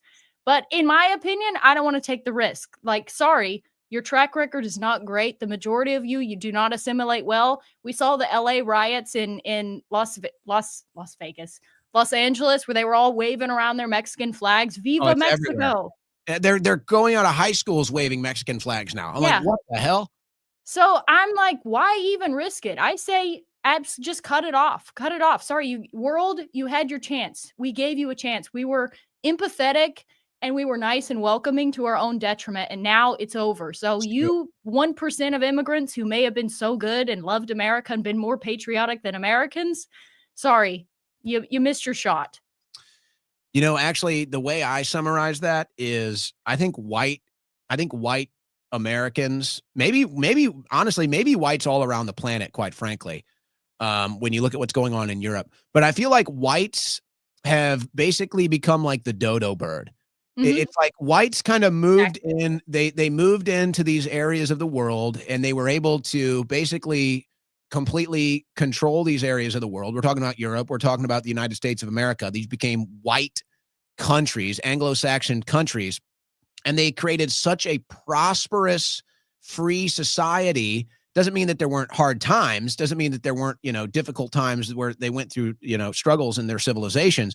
But they created such prosperous civilizations. There were no predators. There were no predators. There were no predators in Europe. There were no predators in America. So whites kind of got this, like, generationally, we just kind of fell into this comfort zone of there are no predators. Everything's great. Look at all these countries. The whites are in control. Everything's peaceful. Everything's prosperous. Everything's civilization. We're advancing civilization.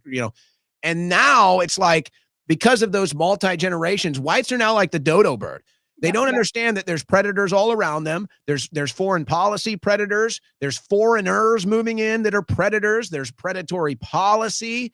And so it's like whites, why does the United States give so much foreign aid? Why do these whites in America pay so much in taxes and don't even say a damn word? White Christians have honestly basically became the dodo bird. And if they don't snap out of it, the numbers show that we'll be extinct. Yeah.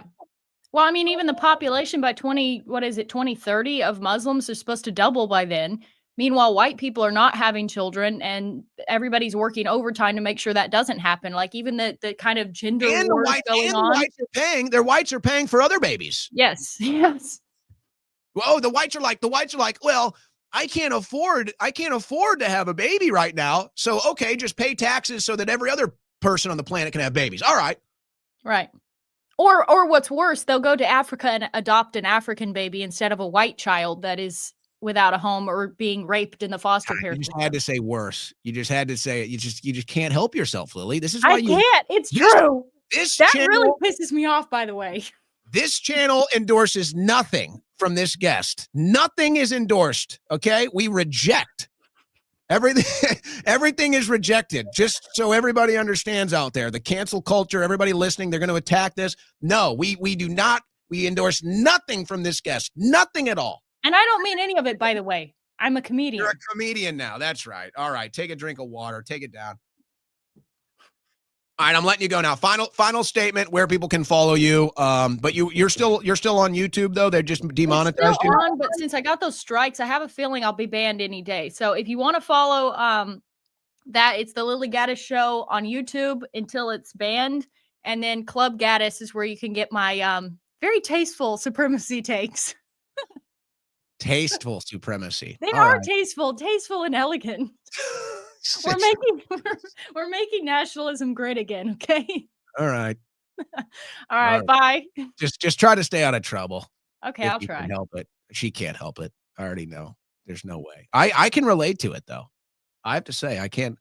Mine goes a little different direction. Mine is like political establishment, political power. I just can't help it.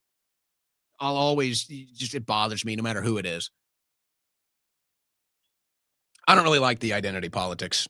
I don't really get into that, but political power, that's where I can't help myself. I can't help but piss off the people in power no matter what, no matter who. I don't know, you know. That's just who I am, I suppose. All right, we went long with Lily. I got so much news on that topic. I'm actually kind of glad, to be honest, that I avoided all the foreign policy stuff. I did mention Benjamin Netanyahu had a call with President Trump last night, said the two leaders stressed the importance and obligation of disarming Hamas. Well, maybe they should stop arming Hamas to begin with, and demilitarizing the Gaza Strip. The only people militarizing it are the Israelis. And discussed the expanding of the peace agreements. You mean the peace agreements where Israel has killed over 300 people since the peace agreements were signed? Yeah, okay. Anyway, I'm just kind of crossing some T's, dotting some I's here before we sign off for today. By the way, we did have Ask the Doctor earlier today.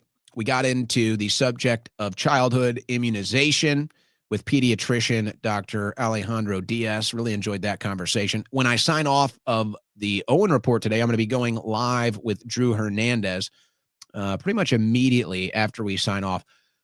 I'm just going to hold. I'm going to hold. I got so much on the foreign policy issue and just the overwhelming nature of it that I'm going to hold off because I went long with Lily there. And it really is it's like a 2 hours worth of content. So let's do this. Since I mentioned this with Lily, I'll show you these numbers. When I talk about the white race going extinct, here is a graph. Foreign-born population. These are non-whites, by the way. So basically, all of these graphs are in lockstep with the population. So it's like the opposite of these graphs would be white population. So imagine these graphs, but the opposite is the white population. So Austria, Belgium, Canada, Denmark, Finland, France, Germany, Greece, Iceland, Ireland, Italy, Netherlands, Norway, Poland, Portugal, Spain, Sweden, United Kingdom, United States. You can see the white population is decreasing dramatically. Now, this is the foreign-born population index that you're seeing from 1990 to 2024 on the screen. So these are the number of foreign-born in these countries. But the reverse side of this graph is the white population. So this is the reverse of this is the white population decreasing. Which you can see in all of these white countries. What used to be white countries, the white population is decreasing rapidly, where the entire world scale, it's nowhere near the same number. So you can tell it's just being targeted in the white countries. So you'd have to wonder why that is. You can't believe that that's organic. Now, you might be able to say, if you want to do like a genetics, what's the name of that table? I forget the name of that table where you've got the 4 boxes and it's about dominant traits. Forget the name of that. But you could say, well, yeah, when white people, typically if a white person reproduces with a non-white person, the non-white genetic traits usually will eventually win out. Darker skin color, darker eyes, darker hair. So you could make that point. But that is not what's being represented in these graphs. That is not what is being represented when it talks about what used to be considered white countries and how the white population is decreasing. So yes, at these numbers, in fact, you could argue that white people are now becoming the most, I don't want to say rare. I don't know what the word would be. I mean, they're not going extinct. Endangered species, maybe. Are whites becoming an endangered human species? You could probably make that claim, that whites are becoming an endangered species, and the numbers would bear it out. I don't think that's by design.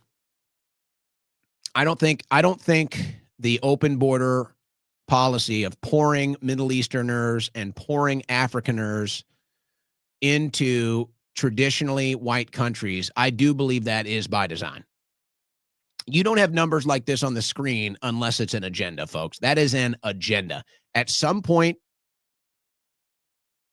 probably in the late 1980s, early 1990s, at some point the agenda was decided, we are going to flood white countries with non-white people, and we are going to get rid of the white population. Somebody made that decision. The decision was made, and now it's being executed. The numbers all bear it out. The numbers all bear it out. And then, if you wanted another reason to say, I believe that this is all by design, it's that look at the commentary.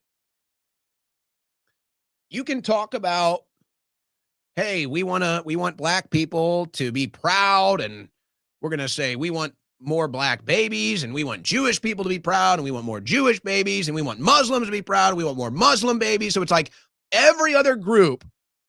I mean, you look at Asian countries, they don't even let anybody in. Asian countries are the most homogeneous countries in the world. It's not even close. So it's like everybody is allowed to have their identity. Everybody is allowed to have their pride. Everybody is allowed to be public about it. But not the whites.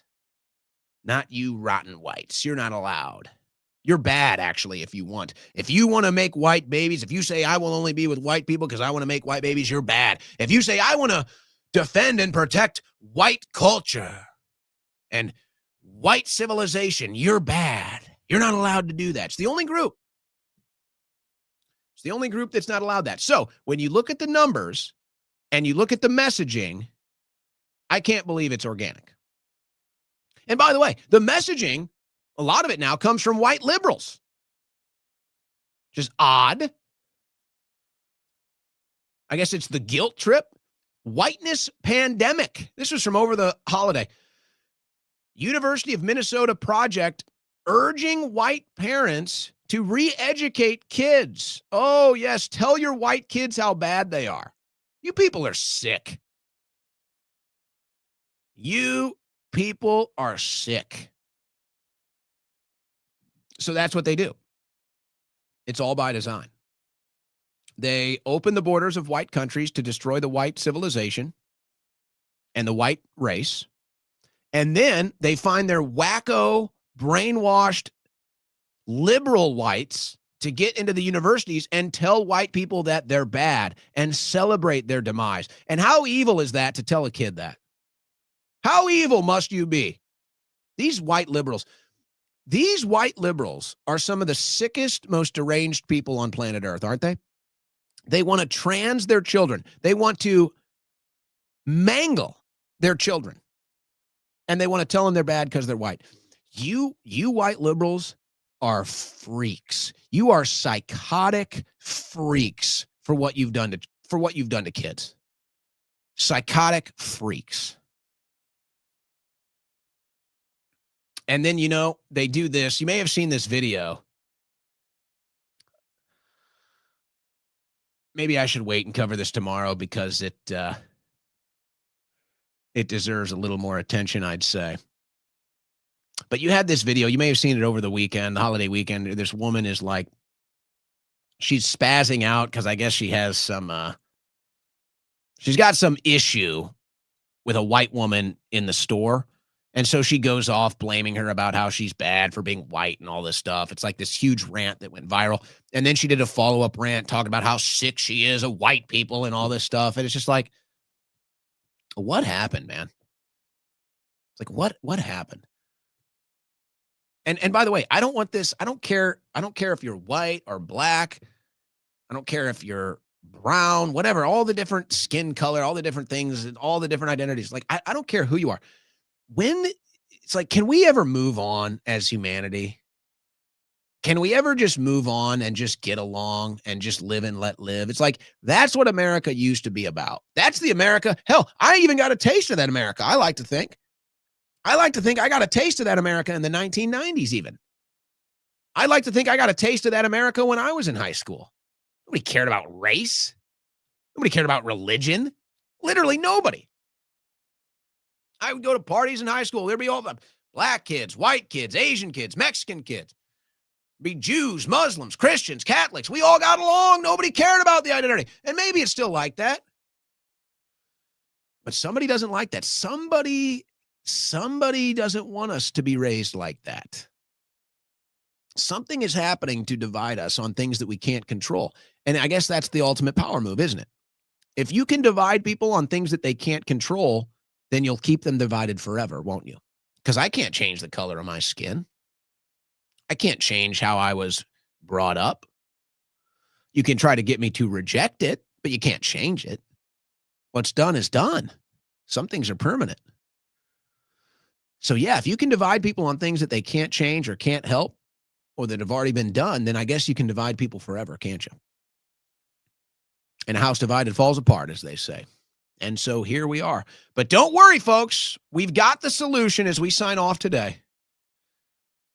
All you need is some Trump vodka, okay? I don't drink vodka, but if I did, I'd be chugging this. We'd be chugging this vodka. Eric Trump announces Trump vodka. It's available for pre-orders. I looked at it. I think it's like a $50 bottle here. I'm assuming this is a fifth. This looks like a fifth of vodka here. Yeah. 80 proof. The Great American Spirit Trump vodka. Eric Trump announces Trump vodka is available for pre-orders. Head over to trumpvodka.com to get your hands on the first bottles. You know what? I would actually consider getting one of these bottles just as like a like memorabilia, just as a keepsake, just to have it. It's kind of just a piece of political memorabilia. I wonder if it's any good at $50 a bottle. But that's what we need. We just needed some Trump vodka, folks. Get your hands on the Trump vodka. I don't drink it myself, but if you drink enough of it, you'll think that my policies are doing really good. In fact, I think we're going to make it mandatory, okay? We're going to make Trump vodka a mandatory thing. We're going to put it in the tap water because the only way you can think this administration is following through on promises, the only way you can believe that the economy is doing great, the only way you can think that Caroline Leavitt is still being perfectly honest, the only way you can think there's nothing wrong with bombing those boats in Venezuela, the only way you can think that there's no foreign influence over this administration is after 10 shots of Trump vodka. So drink up, folks. Drink up. God bless and Godspeed.